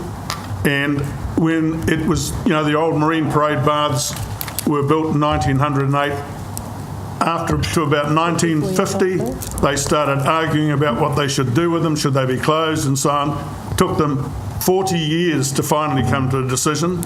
And it was just crazy that they'd been going, they started arguing in the 1920s originally, and then finally I think Onikawa was built in 1967 or thereabouts. But the argument about pools goes on forever. My big concern with if I was to support this motion, my big concern is that we might be starting another 40-year discussion. And if we look at our NRB survey, we say we don't consult, but we do have a survey as well. And our NRB survey told us that the thing that most people were concerned about in Napier was the lack of pool facilities, was the deficit in our pool facilities. So my issue is, if we don't go ahead and build something, which I might add we've already approved, then we could still be talking about this in years, because the cost will escalate and we may never build it. That's one of my problems. What else I got here? I just could confirm that when the Hawke sent their letter of support, they were sending the support for Prebinson Drive. We were told by one speaker that there's only one facility in Napier. There is Ocean Spa, and interestingly enough, the most successful gym in Napier is Ocean Spa, because people have one subscription to use the swimming pool and gym as one facility. And of course, we've got the Greendale pool, which I should have learnt to swim in, but I didn't. I just want to say that our experts have said, because we don't know the quantity of the risk, our experts have said, if there is an alternative, in their summary, if there's an alternative to the Onikawa site, they would use it. If there's an alternative to the Onikawa site, the experts advise us to use it. And frankly, I'm happy to accept expert opinion. So we've heard a lot about the petition of 7,000 names. I've had a professional opinion on the validity of that petition, but we don't need to go there. I just want to say, here's an opportunity. Way back in whenever it was, 2016, we as a council met, and 11 of the 12 of us agreed we wanted an aspirational new build. That wasn't at that stage on a new site, I concede, but 11 of the 12 of us said we want an aspirational new build. Here's our opportunity to beat progress. We've heard from Councillor Taylor about what direction the city's moving in. This is a chance, just as they move the pool from the edge of the city over to the centre of the city in Onikawa. Now's the chance to take the next step and move it closer to the new centre of the city. So I very strongly will vote against this motion, because I want us to get on and build a swimming pool. Councillor Wise, you're right to reply. Thank you. Firstly, I would like to take the opportunity to make it very clear that in no way are we blaming or holding council staff responsible for where we find ourselves today. I appreciate and acknowledge all the work they have undertaken over the past 3 years to assist us with this decision. And it is unfortunate that much of the information was only received after the decision was made. Secondly, it is clear from the public speakers today that they are unaware of the design details of the proposal. They are, in fact, unaware of much of the information surrounding this proposal. So this in itself demonstrates a lack of consultation and a lack of community engagement. So I put the following questions to you again.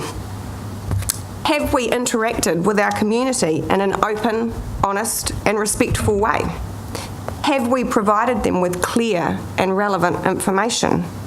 Have we listened to their concerns and answered their questions? In my opinion, and based on the facts outlined today, we have not. So regardless of whether those of us sitting here around this table today have a personal preference for one site over the other, that's actually irrelevant. We were elected to represent our community, and what is important is ensuring our community feel that they have been heard, that they have been given ample opportunity to engage in this process. I certainly haven't heard that today. That we are providing them with the information they require to make an informed decision. And again, I haven't heard that today. That we're confident we've received a mandate from our community to move forward. And again, I have not heard that today. So, as I said earlier, I believe as councillors we have a legal and a moral obligation to vote in favour of the notice of motion before us today and go back out to our community and reconsult. Thank you. Thank you, Councillor Wise. I have to say I take exception to legal threat, but let's get on with the game. You've now all had the notice of motion. I'm not going to read it. You've got it before you. So, yeah, I would ask all those in favour of the notice of motion to raise their hand. 1, 2, 3, 4, 5, 6. Have you got that? You got the names? It's the ones on the notice. All those against the notice of motion, please raise their hand. 1, 2, 3, 4, 5, 6, 7. Sorry, just so the staff can. So the notice of motion is lost. Thank you very much for your attendance, the public, and councillors. We have a public excluded, so can we have a motion to... I'm going to be pushed to get to the airport. Yeah, we haven't finished, councillors, so... I need to put an apology into the next meeting. I'm going to miss my plane. All right. Just 5 minutes. No, we've got to go into exclusion for this. Yeah, we've got to... I still... Yeah.